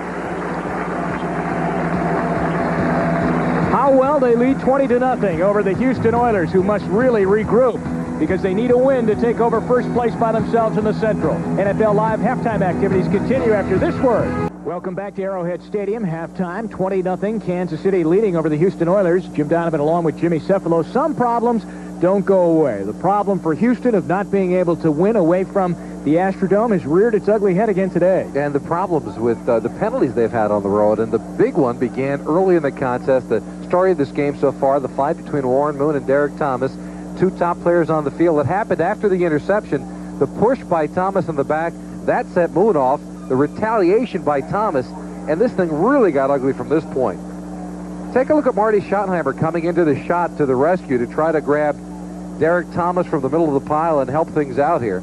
Eventually, when it was cleared, the penalty was charged against Warren Moon, and that set the gentleman on the other side of the field off. There's Schottenheimer trying to get Thomas away from the pile. Jerry Glanville upset by it, trying to show the official exactly how the penalty happened and thinking that Derek Thomas should have been penalized as well. He draws 15 yards, and the woes for the Houston Oilers as far as penalties are concerned continue on the road. So that fight really seemed to really trigger everything the other way. Houston was down 3-0 in the ball game at that point, And Zendejas had missed a 40-yard field goal that could have tied the game. Then right after that, Houston gives Kansas City the ball off the interception. They give him the ball inside the 5-yard line after the penalties marked off. Saxon took it in for the touchdown, and since then it's been all downhill. So if the Oilers are going to rally, they're going to have to use this entire second half because they'll need 3 scores to take the lead against Kansas City's defense, which has been super in the first half. And their special teams have even been better with 2 blocked punts, 1 for a touchdown. Kenny Johnson takes it at his 6-yard line. He runs right into the wedge and goes over the 20 out to the 24-yard line, tackled by Rob McGovern, linebacker out of Holy Cross. The stats are surprising. The Chiefs, with one of the better running attacks in the league, have just 22 yards. 20 of those are by Christian Okoye.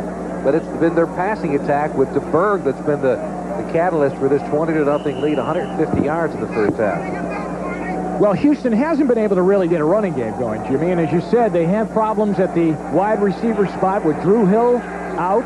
Ernest Gibbons has not played so far today. And Warren Moon throwing to Duncan and Jeffries. And this one's to Duncan, but it's right on the money.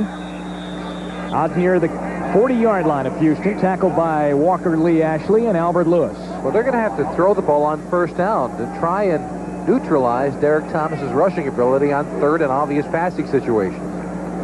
Gain of 16 and a first down. A good start for Houston out at the 40-yard line.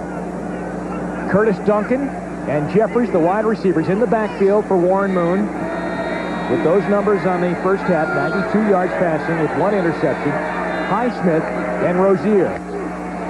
This is Highsmith. Over the 40 out to the 44-yard line. Tackle by Neil Smith and Kevin Porter.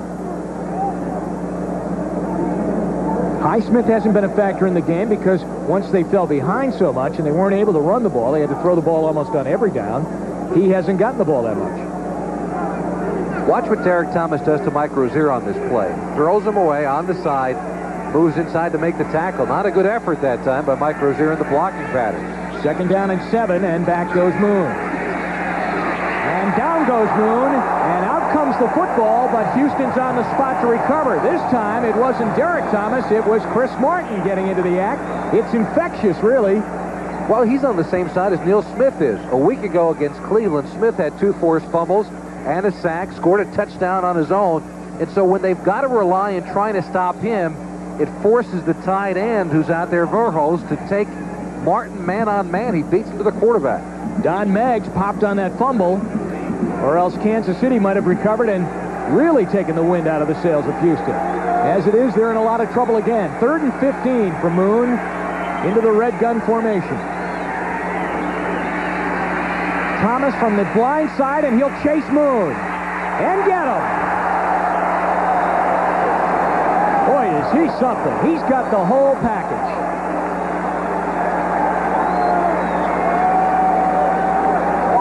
He's got tremendous speed as he has, and great leverage, too. Now, they do a good job. Williams does a good job, number 73, of pushing him around Moon. But watch him when he falls down. Look at the makeup speed on him. There's no way Moon's going to get away from that kind of a rush.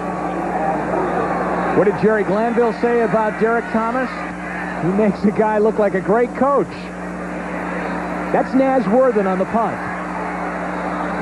And in trouble and goes down. Eugene Seal was first down on the coverage. He makes the stop. Geez, I wish I had a guy like that. So do all the other head coaches. Marty Schottenheimer's sleeping well at night knowing that he has him. He makes a great coach out of a guy. Now, yesterday, Jerry Glanville told Jimmy and I that when the Kansas City job opened up, most coaches around the fraternity of coaches knew it was a good job to take because they had so many good defensive players. Well, they had so many number 1 draft choices through the years. Now, they had some that were complete busts to this Kansas City team before Carl Peterson and Marty Schottenheimer had gotten here. Did not draft well, but they had a lot of number 1s laying around, a good defensive skeleton staff. And so it was a prime job for the ones that were open last year. The ball is at the Kansas City 22. Okoye is over 1,000. Out near the 30. Only needed 4 coming into the second half. So congratulations to Christian Okoye been made that he's gone over 1,000 for the season, and the crowd stands.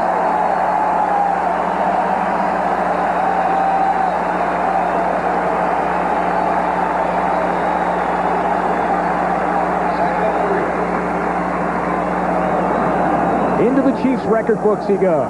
Saxon and Okoye in the backfield. He got 8 on that play. 2nd and 2. And he is dropped back by Childress and Bubba McDowell. We just told you about Okoye getting up over 1,000. He loses maybe 1 or 2 there. But in the history of the Chiefs, you saw 5, and those are the names: Delaney, Garrett, Reed, Abner Hayes, and now Okoye. Out of the lineup comes Okoye. They are 3rd down and 4. He's had a tough couple of weeks, Jimmy. With Denver, he didn't play in that game. Cleveland held him to 40 yards last week. Well, he's had the thigh bruise, and that's been one of the problems that Okoye has had over the past 3 weeks. 3rd down and 4, and it looks like Fuller jumped off for the Oilers. Page can't pull it off the turf at the 45-yard line. The coverage on the play by Richard Johnson. Flag is down, though. Now William Fuller, number 95, jumped earlier. And he's the one who jumped again, a 2nd time on the afternoon. Offside, number 95, 5-yard penalty, first down. Now, Steve DeBerg, there he is, left part of your screen, an obvious one. Steve DeBerg's been around this league a long time, 13 years. And with the change of his cadence, he seems to be drawing the defensive front of the Oilers off. So, Jimmy, tell us what's it like to hear your number called over the referee's mic. Those are the days you hope the referee's mic doesn't work, right? That's about the most embarrassing moment on the field. But when it's been happening time and time, boy, you want to crawl into one of those yard markers there. 1st and 10 after the penalty. Page in motion.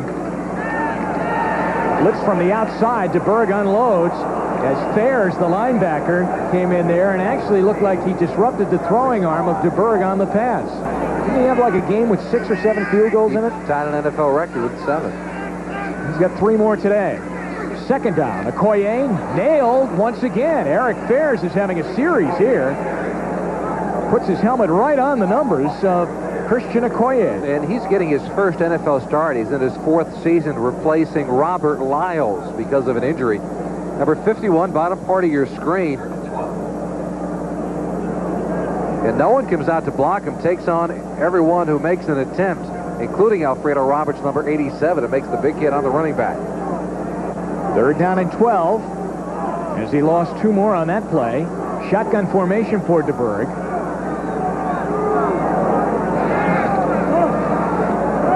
Good push up the middle, and he throws the ball into the Kansas City bench. Sean Jones, number 96, came in there, and I think DeBerg might be injured a little bit as he is hanging his left arm, almost like he has a shoulder injury. Just hanging that down by his side. Find out where it comes from. Sean Jones from the outside, the right part of your screen, then comes up the middle and gets the good hit on him. It's hard to tell where the injury occurred there. Well, as I'm looking over on the Chiefs bench down below us, DeBerg is in some pain and trying to walk it off. That's Johnson waiting to take the punt back, and Goodburn steps right into that pile of pressure and unloads another big one. He had a 52-yarder his first punt of the day. Here's Johnson with a flag down, and another one down. 2 flags down, and so is Johnson finally brought down at the 35-yard line. DeBerg on the sideline continues to be in pain. And that would create a real problem for Marty Schottenheimer. Mike Elkins has been activated for this game. And it's the first time he's suited up for a regular NFL game. Holding on number 24 on the return. 10 yards, first down. Steve Brown is nailed for the penalty. Now, they're asking DeBerg if he's all right. Did I see him saying that he's fine or he's okay? I saw him smile. All he has to do is hand it out to Christian Okoye with a 20-0 lead. We'll be back in the 3rd quarter in just a moment. On the Chiefs sideline, that's the injured quarterback, Ron Jaworski, in the yellow jacket, talking with the newly injured quarterback, Steve DeBerg. But apparently it doesn't appear that he's injured enough, and I think it was his left arm anyway, or left wrist. that he's going to come out of the game because nobody is warming up on the Kansas City bench. That other quarterback would be Mike Elkins, a rookie out of Wake Forest. Houston has a number of their own problems right now trying to get some points against this Kansas City defense as Highsmith carries out to the 24-yard line, and Walker Lee Ashley makes the tackle. He's had a good day with an interception. There's another injury for Kansas City, too. Sally Amua was not in the lineup at nose tackle. He was being attended to. So Bruce Clark is now playing nose tackle, number 95 for the Chiefs. And Sally Amua has been very good today. Yeah, he's been real strong. The injuries continue to mount for both teams. The wide receivers for the Oilers, and now if DeBerg can't go, and if something would happen to Elkins, the emergency quarterback for the Chiefs is Emil Harry, the wide receiver. Second down and long. Moon goes long. Had Duncan open, and it's incomplete. Albert Lewis came back and had pretty good coverage, but not in the early going. We have an injury down on the field back at the 20-yard line. I believe it's one of the Oilers.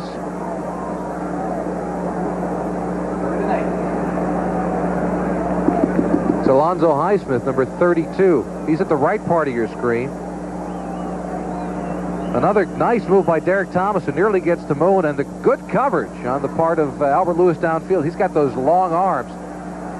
Now here's Thomas. Look at the swim move he puts on. Look at this. Inside on Alonzo Highsmith, and puts the shot on Warren Moon. We'll be back. Arrowhead in just a moment. Steve DeBerg is sitting on the bench with his offensive lineman. He's the guy with the helmet on and the red jacket. It appears as though he's going to be okay and ready to come back in. He walked off the field holding his left arm on the last Chiefs series, but with a 20-0 lead, as Jimmy said before, he'll try and gut it out and stay in there because they have a rookie behind him in Mike Elkins. Big play for Houston, 3rd down and 8. Here comes Derek Thomas again, and Moon unloads it. He had big pressure by Leonard Griffin.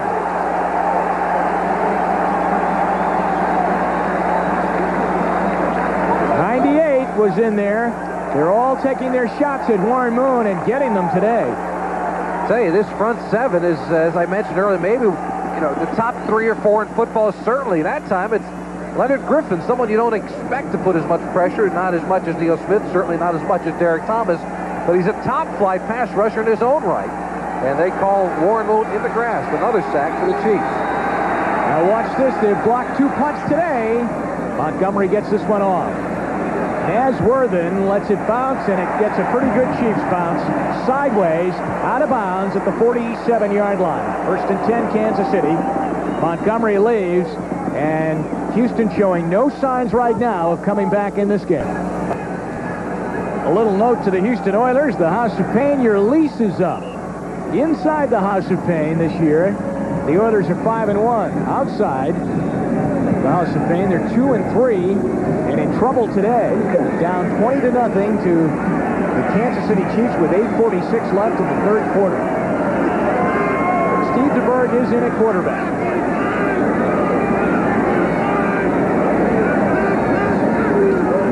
And here comes, the fake to Okoye.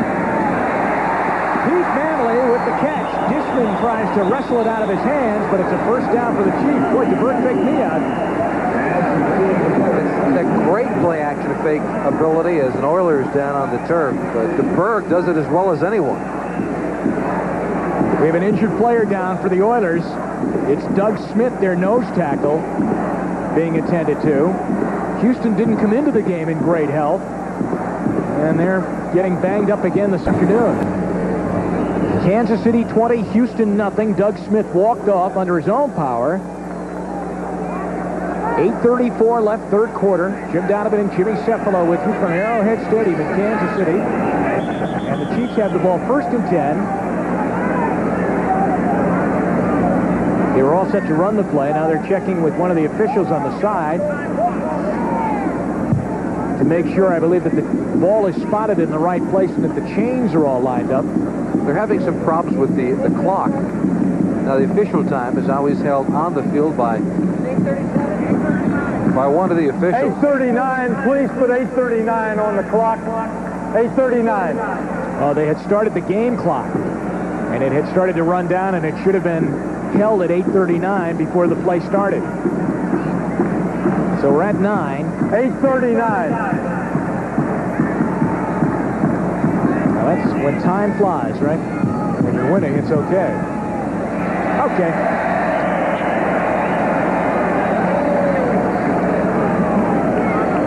So DeBerg has him at the 36-yard line.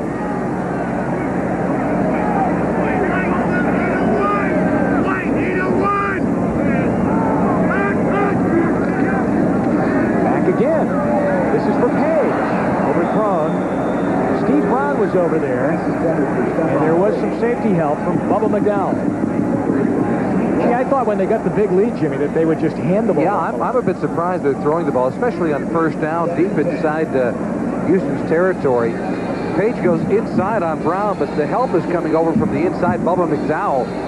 And that could be a dangerous play, throwing into that kind of double coverage. And so it's really a bit surprising. You'd think they would pound away with Okoye or with Herman Hurd, especially on first down at the 36-yard line.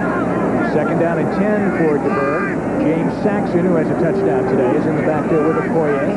Neil Harry is in motion. Okoye gets the call. Oilers coming after him from every side and angle, and Bubba McDowell is in on the tackle, along with Johnny Meade. Oh. Loved it. I love the dog fights. Get a chance to watch him again tonight. Oh, it looks like DeBerg might have gotten the Oilers across again. Is this a freebie? Todd McNair's got it. Inside the Houston 20 and a first down. Now, if the Oilers were offside, they'll decline that penalty, Kansas City will. Offside defense, decline, first down. This is turning into an embarrassment for the Oilers, especially with the number of penalties. It's Glenn Montgomery, number 94, who replaced Smith, who gets called for it. There he is, left part of your screen with a little bit of a move. Gets flagged for it. And now it's McNeil who is leading this team in receptions coming in. He had 27 the first time his number's been called today. Man-to-man coverage over the middle. And again, Kansas City in territory to put more points up on the board. They're at the Houston 16. Herman Hurd now is split out wide as a wide receiver. DeBerg's having trouble right now getting the play in. The clock is down to 4. They get the snap off and hit Stephon Page with it. Up near a first down. They were just looking at that play all the way as he went picking on Chris Dishman. And we have another Oiler down injured. Al Smith is down at the 20-yard line. On his birthday, no less. Al Smith, right part of your screen, number 54, coming on the blitz. Christian Okoye with the helmet right on the thigh, knee area. Smith injured, taken to the sideline. Second down and less than 1 now for Kansas City. Fake to Okoye. DeBerg unloads. Touchdown!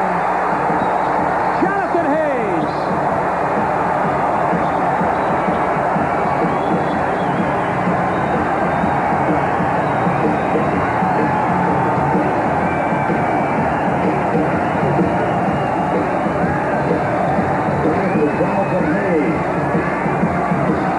Again, it's a nice play-action fake by DeBerg that sets this thing up. Allows Hayes to slip into the end zone. Donaldson can't get there in time, and the Chiefs have built a 26-point lead. Eric Ferris watched the linebacker come in and almost gets to DeBerg, but not in time, and then not in time on the other end either. Donaldson getting after Hayes.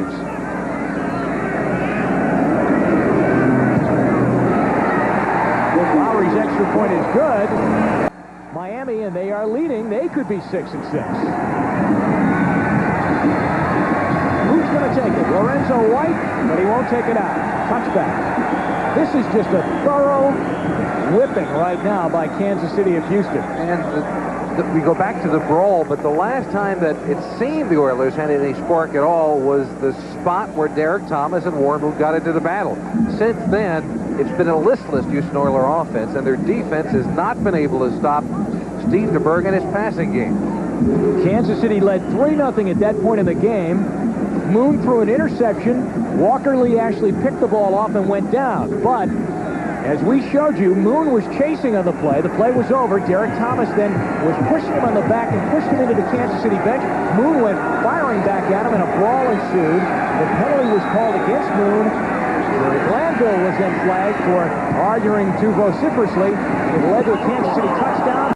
There's a pinch move. They rule the play down. Haywood Jeffries, they rule him down over the 25 on near the 27. The ball was picked up by Chris Martin, hoping to go in with it, but it will be a completed pass. There's the 4 wide receiver set, 3 to one side of the field. Just a quick stop pattern on the part of Jeffries and trying to get a few extra yards. Seems the ball came out before he hit the ground. From that side of the replay, it did at least. Well, Houston's right up to the line of scrimmage. There's going to be no replay. We haven't had replay yet during this game. Leonard Harris in motion. Rozier is nailed by Sally Amua. And he beat Bruce Matthews right in the line of scrimmage. Matthews, the all-pro, filling in at center for Jay Pennison. I mean, have you seen a better defense? No, I have not so far this year. Not this season at all. And Sally Amua is playing the nose tackle position as well as anyone that I see. And now we have seen Denver doing a game with theirs earlier in the season. They play good defense. But I don't know. These guys are playing just tremendous defense, and this just isn't unique today. This has been all season long. 3rd down and 4. Moon, pump fake, got to get out of there. Well, he won't give up, I'll tell you. Warren Moon runs for his life and a first down out to the 40-yard line. And I kept waiting for Derek Thomas to come in from the backside someplace to get a hand on Warren Moon. You saw Kevin Ross come up and give Moon a high five. Watch this play. Watch the kind of attention that Derek Thomas gets. He gets it from Williams on the outside, and Bruce Matthews comes back after him. But Moon, again, showing still the good ability to sprint out of the pocket, picks up a nice first down for Houston. Maybe that's the sparks they need to get back on the board. Out to the 40-yard line and a first down.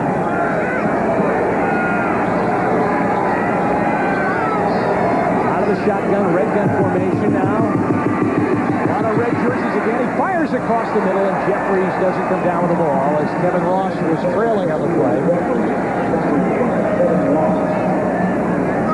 Getting up a little slowly was Neil Smith, but he's okay.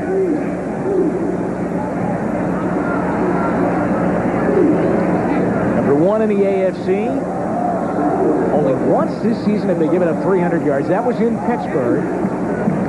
Today, Houston with 191.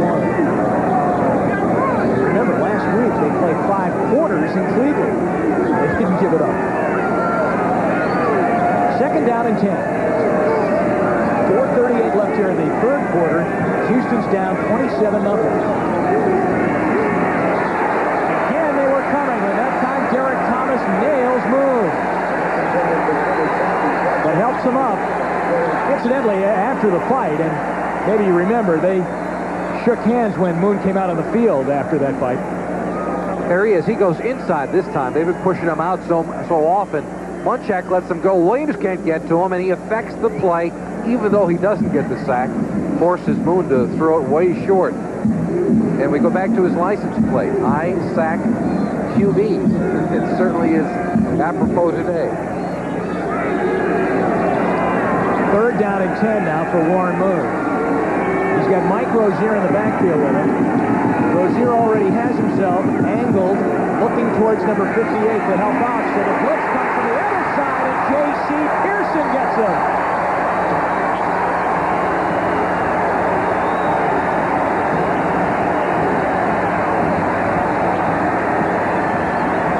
The 4th sack on the afternoon for this Chiefs team, and what a day it's been for J.C. Pearson. You remember he scored the touchdown on the block punt earlier, and now he goes untouched because the offensive line is so concerned about Derek Thomas. Actually a double corner blitz that time. Albert Lewis coming on the other side. Montgomery to punt. Gets it away, low line drive over the shoulder. Nasworthy. And he's chased down short of the 30-yard line. Tackle made by Eric Ferris.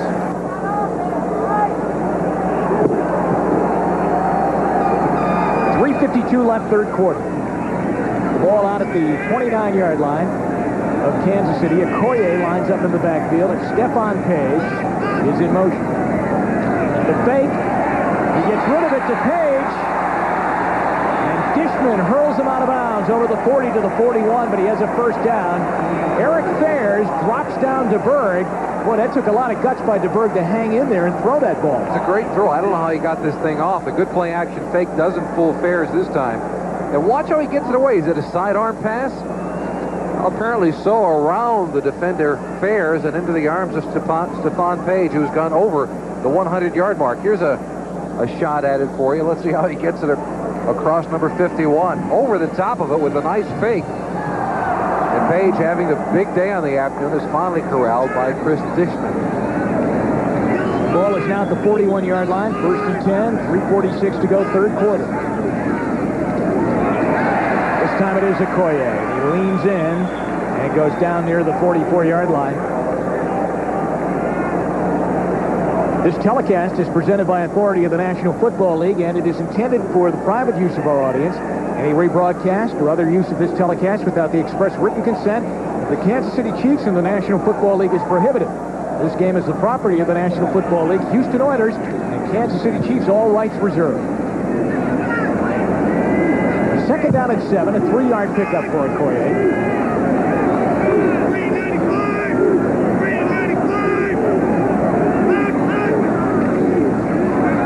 He gets it again. Look at the push. Out over midfield, up near a first down, too. On the other side of midfield into Houston territory. But you just see that pack lean the other way, going forward. Yeah, the nickname Nightmare really does not apply to Christian Okoye as we take a look at this off-tackle play. He's a very soft-spoken young man, has his degree from Azusa Pacific in education, wants to go back and get his master's, and he wants to coach and teach on a high school level. Really belies the nickname. He has 35 yards rushing today on 13 carries. And a first down, too. There you see Ron Jaworski in the yellow jacket standing in front. He's on injured reserve and will be able to come off the IR list next week.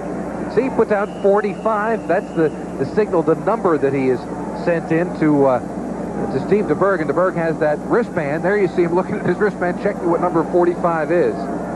It's a BLT on whole week. He liked it. I don't know if our audience did, but Jaworski got a smile. All right, Page in motion, and so is Manley, where they're lining up on different sides now, flip-flopping. First and 10. I don't know if they've got 45 set yet here. As DeBerg hands it off, he's got Childress in the backfield with him. Okoye gets the handoff and goes down to the 46-yard line. There were flags flying everywhere.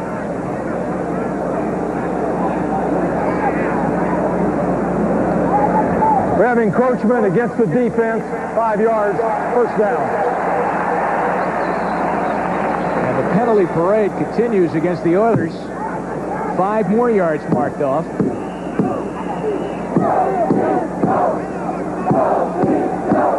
You know, Jimmy, I look around the stadium. There are empty seats here. They've had some sellouts here this year, but you know what? I think that soon, the way this team is playing, it will be a tough ticket to get here in Kansas City. This may be the team of the 1990s in the AFC. Certainly they've got the potential to do that. They are building a squad led by a defensive that man, Christian Okoye, that's going to be tough to beat in the next couple of years. What are the missing parts right now? Well, right now it's a quarterback. You have Steve Pelor, who's still an unknown quantity to Marty Schottenheimer and to everyone else around the league. Yes, he was in Dallas, and he's got some scrambling ability, runs well with the football, but I think the book is still out as to whether or not he's the kind of a quarterback that can put together a good enough passing attack to complement Christian Okoye in the next few years. Now, beside Marty Schottenheimer is Joe Pendry. I'm telling you, soon those seats will be full every Sunday the way this team is playing. DeBerg hits, but unloads again, complete to Saxon. First down to the 30-yard line. Let's get back to Pendry for a moment. Yesterday, Steve DeBerg told us that Joe Pendry has the best understanding of the running game. He's a great teacher of the running game. And Pendry followed Marty Schottenheimer. It's Pendry in the red windbreaker right there. He followed Marty Schottenheimer from Cleveland. Pretty high words from a guy who's been around a lot of different coaches. Well, he's also been around a lot of quarterback coaches in his day, including Sam Weish, and many others, and he was very definitive about who he thought his best quarterback coach had ever been. In fact, he thinks the history of the NFL, and that is Steve Walsh. Excuse me, Bill Walsh. Steve Walsh is not quite the quarterback coach that those want him to be, but he was very definitive. He thought that Bill Walsh was the best quarterback coach he had ever been around and called him the best in history.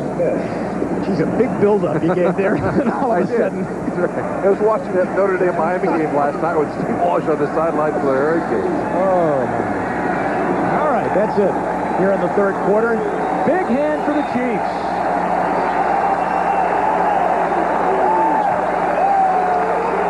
We'll be back with the fourth quarter in a moment.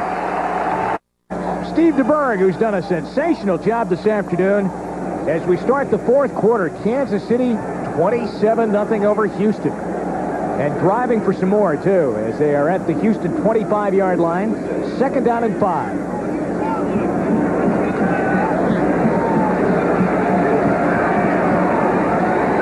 City up to the line of scrimmage. They didn't score an offensive touchdown last week in Cleveland. The defense picked up the touchdown on a Neil Smith fumble recovery.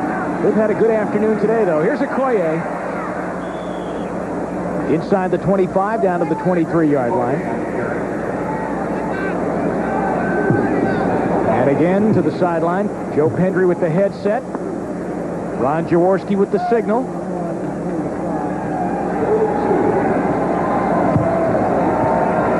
Signals out the number play. I think the first thing was what? The formation, maybe? Well, no, he has it all written down, completely written down, exactly what he just needs to get signaled in a number, and hit the formation or the exact play is written on that wristband. I don't know what that first signal is. Third down, a little bit more than two, about 2.5 yards to go for first down. Okoye lined up in the backfield. He goes wide and gets the first down. Dishman is over there to chase him out with Bubba McDowell. Okoye gets another first down for Kansas City, and this drive continues. Merrill Hodge has a couple of touchdowns in that Pittsburgh game as they are leading over Miami in the fourth quarter. Still tied at the Hoosier Dome. The Jets by 20 over Atlanta, and Minnesota and Green Bay are now in the fourth. You don't want to be close to the Packers up in their territory in the fourth quarter. Kansas City well in control. Ninth play of the drive right now. At the 17-yard line. Look at Okoye! Touchdown!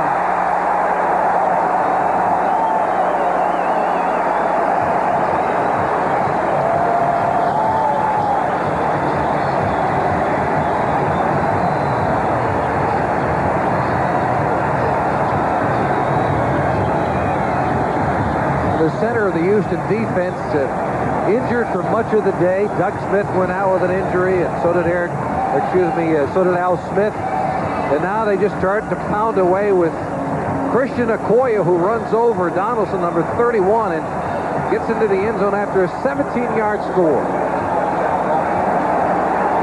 So Okoye's totals on the day, 69 yards rushing. Remember, we went pretty deep into the first quarter without him even getting the ball.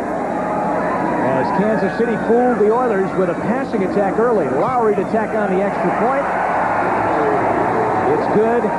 Kansas City 34 and Houston nothing. Christian Okoye out of the I formation. Watch him go. 17 yards. He sheds Donaldson. Dishman's too late. And that's the way the afternoon has gone, too. We'll be right. 9 rushing touchdowns for Christian Okoye. Leads the AFC. His latest, a 17-yard power run that has given Kansas City a 34-0 lead with 14 minutes and 7 seconds left in this game. Coming down, Kenny Johnson out over the 25-yard line. Todd McNair was the first man to make the hit. Warren Moon is going to sit it out the rest of the way. I think a smart move by Jerry Glanville. I'll tell you the danger of this kind of game is, though. I mean, they've been in the race. They got a lift this past week when Cleveland was beaten. when you're beaten as badly as the Oilers have been today, it may affect the remainder of the season and your attitude as you continue on the last few weeks. You know, it's tough to say that we got beaten the 12th week of the season 34-0 and still should win the divisional championship. It's a roadblock you have to get your mind over and say, just because we lost doesn't mean we can't go on and win a title. Cody Carlson's first snap is a nightmare, but he recovers it. Neil Smith was right there and was trying to reach for it and get it, but he couldn't come up with it, so Carlson took that one right off the knee out of the shotgun. Well, what a day for Houston. Not much has gone right. That's what Jerry Glanville has to fight against now. He's got to be positive in his meetings this week despite this great loss, because they still have an opportunity to win a division. And the problem at center between Matthews and Carlson. Really was a good snap that Carlson just didn't handle. He was fortunate to get back. Dropped by Leonard Harris with Lloyd Boris closing on him. And it will be third down. Warren Moon on the day finishes up with 99 yards passing on 8 for 20. 1 interception. He had 35 yards rushing in the game. And he just didn't seem to get on track. And go back to the brawl that occurred when he was flagged for the fight with Derek Thomas. And it seemed to put the Oilers in a real lull that they never recovered from. Third down and 16. Underneath to Lorenzo White. Well, White continues to fight for yardage. They'll be well short of the first down, but good effort out over the 25 to the 26. Boris is in there. So Cody Carlson out of Baylor, his third year, he leaves. And Kansas City's defense, the goal now is to pitch a shutout here today.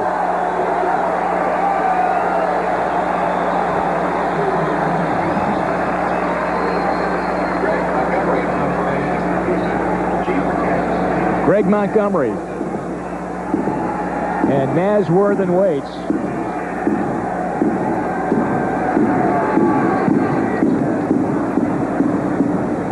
Low punt, usually very returnable when they get there that quickly. And Worthen brings it out over the 40 to the 41-yard line. Eugene Seal is in on the tackle.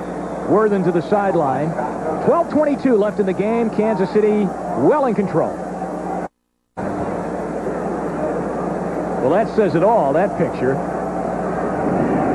As Kansas City, 34-0 with the ball, on their way to going 5-6-1. And Houston will be dumped into second place now in the AFC Central Division. Okoye rumbles out over the 40-yard line to the 43.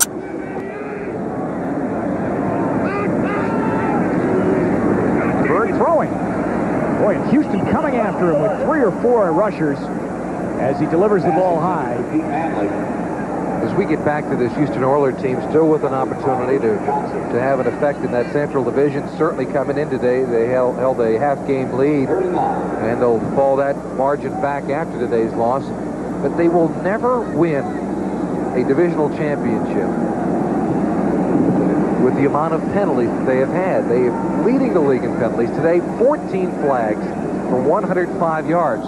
That means your offense has got to overcome 100 yards a game in order to stay into the contest. It's something Jerry Glanville has got to correct, or this Oilers team will not win in the AFC. All-out blitz. Donaldson right on top of DeBerg, and he throws one down into the carpet short of Stephon Page. Well, they were coming from everywhere, up the middle, on the side. As DeBerg was still throwing with a 34-0 lead, 11:41 left to go. Goodburn will punt. Watch them. I mean, they're white shirts coming from every crease. Coming up the middle and from all along the side as well. A little surprised that DeBerg is still throwing the football. This is a time to sit on the lead and to just enjoy the afternoon sun. Especially, you're not very rich in quarterback health right now. No, they're not. On the sideline, they just have Elkins sitting back there. Valor is injured. Jaworski is injured. Goodburn just got it away. Kenny Johnson takes it back to his 15. Good return out to the 35-yard line. Johnny Meads almost blocked that good burn punt, and a good return by Kenny Johnson out to the 35-yard line. Warren Moon on the sideline, day of work done. As it's time to just think about Pittsburgh next week after and forget about this one. Lorenzo White on the carry. Out to the 39-yard line. You know, sometimes a coach after a game like this doesn't even look at the game film. Well, that happens on occasion. In fact, they'll come in and say, look, we were so bad, let's not look at the film. Let's try to build on this. But I still believe they've got to do something good at the end of this fourth quarter just for the confidence factor. I've never seen a Jerry Glanville team beat this badly, have you? No. I can't think of a game that they really got blown out of like this. Cody Carlson took over the last series for the Oilers. Fires a bullet right by the left ear of the tight end Burholst. Now keep in mind, coming into the game, Drew Hill has not played. Ernest Gibbons has not played. Their two top wide receivers. They were without their starting center, Jay Pennison, his backup, George Yarno, forcing a big move on the sideline. This is what this guy had to deal with today. And they also were missing their tight end, Bob Morosco, coming in. The three most important portions of the game for a quarterback are, one, his center. It's an ongoing relationship that a quarterback has, and he didn't have Pedersen, he didn't have Yarno. And also the two wide receivers. He has a lot of confidence in Hill and Givens, and they weren't in the contest today. When you come right down to it, the way Kansas City defense played today, how much more could they have done against them? Carlson steps up nicely and delivers a good ball to Leonard Harris down at the 40-yard line and a first down. That was well done by Cody Carlson, a 21-yard pass play. And Deron Cherry on the tackle, someone we've not mentioned much today. And I'll tell you, he is someone who's been the real cornerstone of this defense through the years. Even when the Chiefs were not a good football team, and believe me, despite their 4-6-1 record, they're a good football team.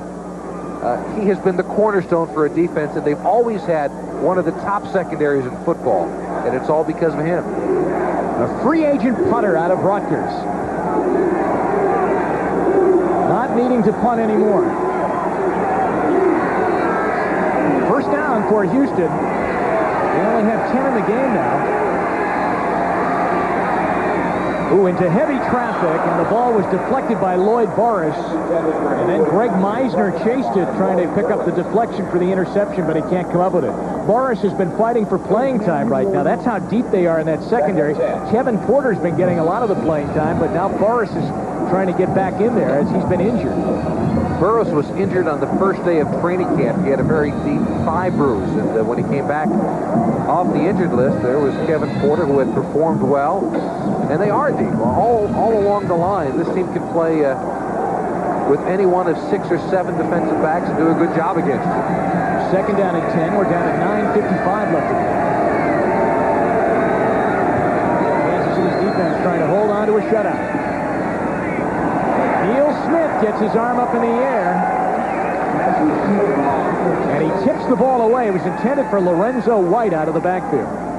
Neil Smith at the University of Nebraska began as a basketball player. Someone convinced him to go out and play some football. What a good decision that was. And I'm guessing what, a point guard? You're probably right. There he is, bottom part of your screen, number 9. He's just pulling over one of the linemen and getting his hands up in order to block the ball away from Cody Carlson.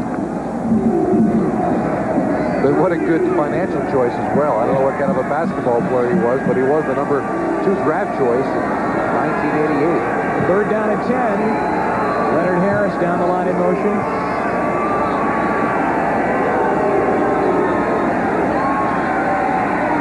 Carlson steps up. Kenny Jackson over his head, and Deron Cherry almost had the interception at the 20-yard line.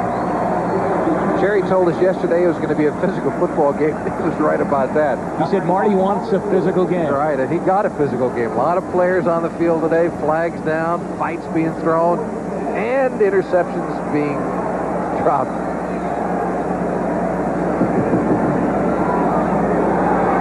It's fourth down at 10, and Houston will go for it. I want to take you back, Jimmy, to something Jerry Glanville told us yesterday, and that was, he said, we did a rare thing last week. We asked our team to play against the Raiders like it was an AFC Central Division game. You can only do that once, he said, so I I wonder how we're going to play against Kansas City. 4th and 10, big rush. Carlson in a peck of trouble.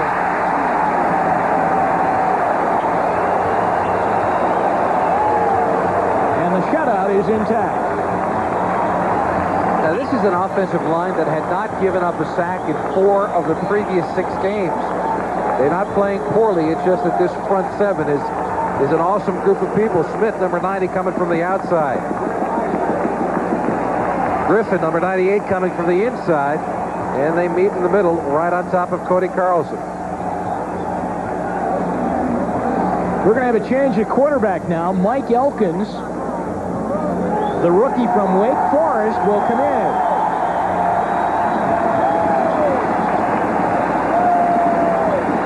He was activated yesterday. Good job done by Steve DeBerg. Looks like he's going to go out and play 9 with that visor on. Get a little skins game going. Ball out near midfield. 9:41 left.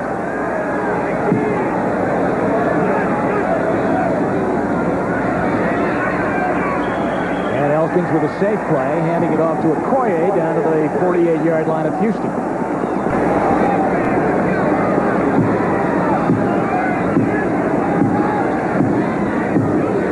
Second down and 8.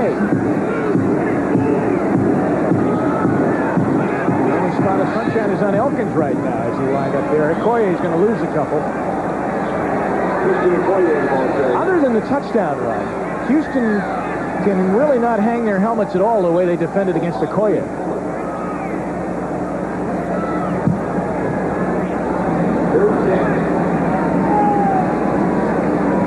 Okoye coming off the field.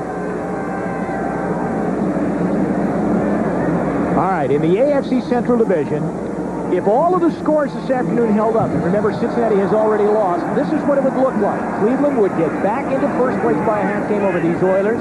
Cincinnati and Pittsburgh would be at 6 and 6. And right now the Steelers with a big lead over the Dolphins at Joe Robbie Stadium, so it appears that that's exactly the way the standings will look in the next few minutes. Clarence Weathers makes the catch of the Elkins pass. Out at the 45-yard line, there's a flag down. I wonder if there was ever an NFL game where a team had more penalties than first downs. Because we're real close to that now. It's against Houston. Fred Wyatt.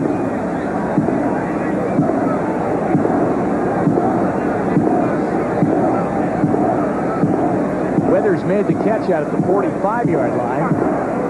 We had 12 men on the field, defense, 5 yards, third down. They've done just about it all today, right? Oh, they've had every penalty you could get. You had unsportsmanlike penalty on your quarterback, which I've never seen before. You had, I think that's their, yeah, it is their 15th penalty. 10 first downs for 110 yards of penalty yardage, and that is just unheard of in the NFL. And again, Jerry Glanville's going to build a winner in Houston. They've got to stop beating themselves with the big penalties. Third down at 6 for Mike Elkins and the Chiefs. He steps up and throws, and it's intercepted. That's Bubba McDowell. And he goes out of bounds.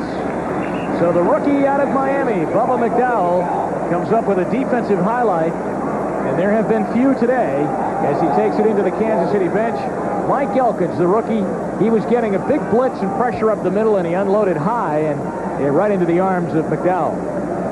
He's getting his feet wet in the NFL, a little high on it, though. And that's to be expected. When you're a little excited, usually you throw the ball a bit high, and that's exactly what Elkins did. Bubba McDowell on the other side, when you talk about defensive rookies of the year, certainly Derek Thomas will get his great share of votes, but so will Bubba McDowell. He's started every game for this Houston Oilers team this year. He was a third rounder out of the University of Miami. He has performed extremely well. So from the 47-yard line, Cody Carlson gets another crack. Houston just wants to get on the board right now. Kansas City trying to hang on to a shutout.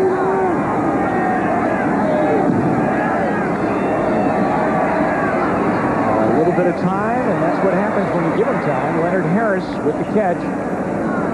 And he gets a first down into Kansas City territory near the 40-yard line with 7 minutes, coming up on 7 minutes to go in the game.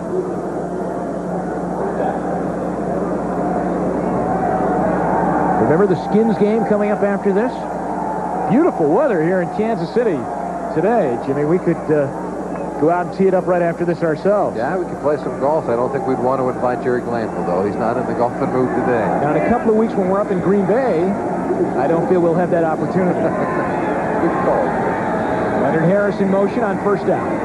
Lorenzo White with a good pass block. And Harris makes the catch up near a first down at the Kansas City 31-yard line. Run out on the play by J.C. Pearson. Run out of bounds by J.C. Pearson. Now, that's what Kansas City is fighting for. I mean, the goal of every defensive squad is to shut out a team, and here they are in position to do so, and those starters who have been put on the sideline like Smith and some of the others are beginning to get itchy. They don't want to see the shutout thrown away. Look at that, 29 years between Webster and DeBerg, and there you have Jaworski in the mix as well.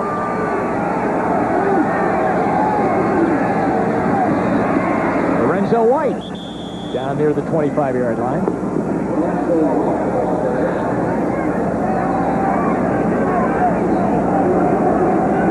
It's an interesting situation here in Kansas City, though. You have those type of players, those veterans that have been brought in right now as kind of stopgap measures, but so many good young players from every side, and I shudder to think what this team would be like had they not wasted a few draft picks.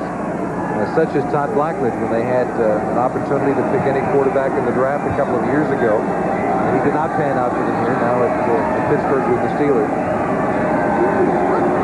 And Paul Palmer out of Temple. Ethan Horton out of North Carolina. The 3 number ones in the last few years that they have missed on. They've been stockpiling high number ones because they've finished poorly over the past few seasons. But if those 3 number ones had panned out, this team would be really in position to make a run. So Buffalo beats Cincinnati today. Pittsburgh is going to beat Miami. San Diego with another field goal moves ahead of Indianapolis. The Jets will win. And look out, Green Bay and Minnesota are going to the wire 20-19. 34-0 Kansas City over Houston. Leonard Harris in motion on third down and 5. They hand it off to Lorenzo White. Good pursuit by the Chiefs, and they shut him down. Well, when you're 34 points down, you're in 4-down territory.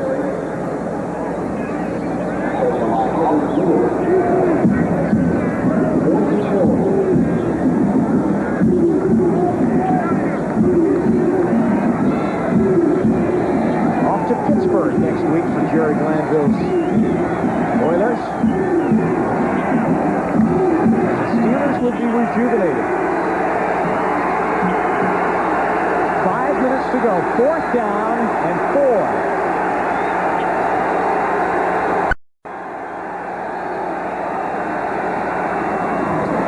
Oh, what a hit by Deron Cherry to stop Kenny Jackson in his tracks after he made the catch, and they do not get the first down. Well, Deron Cherry knows how important the shutout is to a young team, and he's the one who gets it with a big hit in the open field. Tough tackle on a good wide receiver. And Deron Cherry, always the leader of this Kansas City team, does it again. Now it's time for the Most Valuable Player Award, sponsored by Budweiser. Today's MVP, quarterback Steve DeBerg of the Kansas City Chiefs. Budweiser will make a contribution to the United Way on behalf of all the MVPs selected in today's game. Congratulations to DeBerg, who really has kind of stepped in and now asserted himself as the starting quarterback here. Well, it's going to be tough for Houston, though. Going back to them, they're really in the race. The Chiefs, despite the fact that they are coming on strong in the late part of the season, have little shot at getting into a playoff picture this year. Look at Todd McNair throw those moves at you. He's been known as a receiving back, and he's done that well, but he shows he had some pretty good moves there as a running back, too. Well, McNair out of Temple was cut in the final cutdown for this Chiefs team early in the season. Now he comes back to lead them in receiving coming into today's game, and shows he's got a little bit of spice as a running back as well. So let's go back to Houston. who does have a leg up now in this AFC Central Division? The only thing right now that seems to give anybody some advantage is that Houston and Cleveland will end the season in Houston against each other. Well, there's a nice picture, huh? Steve DeBerg down there on the sidelines. But they will end the season on the day before Christmas Eve, December 23rd, down in the Astrodome. But I'll tell you, Jimmy, Cleveland's in disarray. Offensively, they're having their problems. Can't score any points. 10 against Kansas City, 10 against Detroit, and now they play Cincinnati next week. Pittsburgh appears to be on a bit of a climb, and Cincinnati just can't really put much together. Here's what's left for the Oilers. And there's really not an easy one of the bunch. At Pittsburgh, with the way they played today, we don't know exactly. The final score is still coming to us, but they're beating the Dolphins by nearly 3 touchdowns. And then Tampa Bay, in the House of Pain, still with Testaverde. You never know how they're going to be. They've been up and down this year. At Cincinnati is a rough game. They're back home against the Browns the final day of the season, so it's not an easy schedule. The remainder of the way for the Oilers. Elkins calling the signals. Movement by the Oilers. Let's see if they were drawn off. Encroachment, number 94, 5-yard penalty, first down. Well, the penalties just rack up another 5. This one on Montgomery, the nose tackle. Well, he's gotten 2 on the day. That is the 16th penalty for 115 yards against this Houston team. Look, he just can't win that way.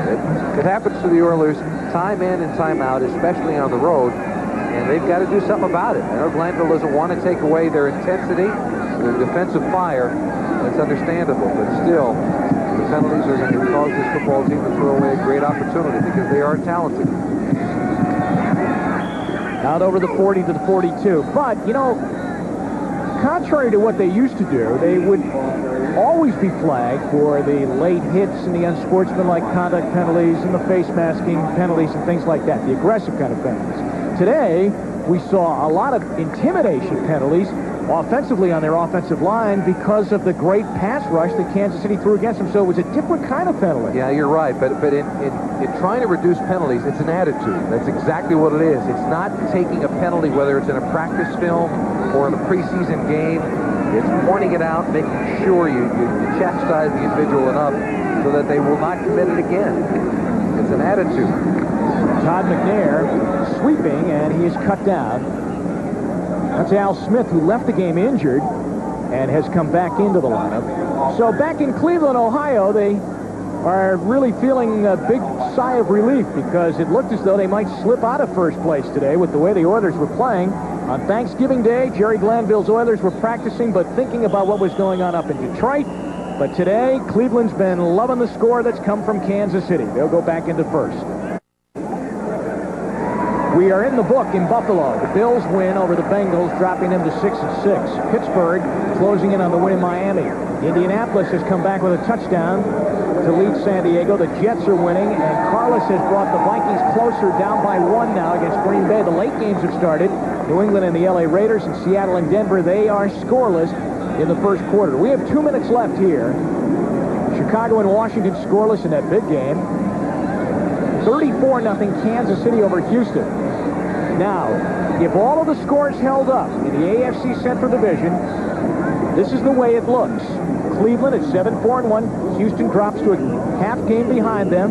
Cincinnati and Pittsburgh, if Pittsburgh holds on to that lead, and they should, down in Miami, they're up by 20 points, would be at 6-6. They all play against each other next week. Cleveland's at home to Cincinnati. Houston is at Pittsburgh. 3rd down and 2 with 2 minutes to go.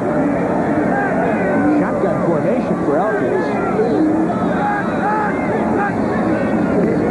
Handles a high snap. McNair. And he gets the first down. Now that's getting down low and running. Bubba McDowell was coming after him. Mike Elkins, and almost got him. The executive producer of NBC Sports is Terry O'Neill. The coordinating producer of NBC's football is Ted Nathanson. Today's game was produced by John J. Filippelli, directed by Bob Levy. NFL Live produced by David Neal, directed by Bucky Gunts. NFL Live news producer Ricky Diamond. Our technical directors Richard Sansevier and Lenny Stucker. We also want to thank Bridget Rooney and Dick Ellis and our entire crew here in the booth today from Arrowhead Stadium. Pittsburgh now has beaten Miami 34-14. That's a final score. 1:09 and the clock running down. McNair gets the carry. The New York Jets have now won on a final score. They beat Atlanta 27-7. And the Jets get only their third win of the season. Steve DeBerg has been named as our MVP today, making his 6th start. A very good one. Yesterday, in talking with us, I'm very proud of this team in Kansas City. Happy to be a part of the rebuilding here. And really, with his performance today, even with a healthy Steve Pelora in the next week or so, I don't know if you can take him out of the contest. He's played that well. He deserves the ball. 23 seconds away from going to their 5th win of the season. And for Houston, it will be their 5th loss. McNair to the 49-yard line, and that will do it. An Arrowhead Stadium salute to the Kansas City Chiefs.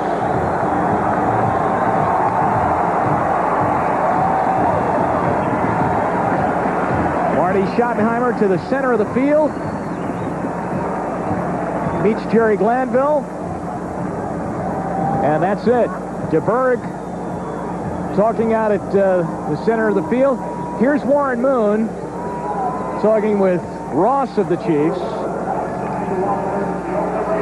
Remember, Moon, a big factor in the game, got in a fracas with Derek Thomas, the rookie linebacker of Kansas City. They shook hands after the fight on the next series.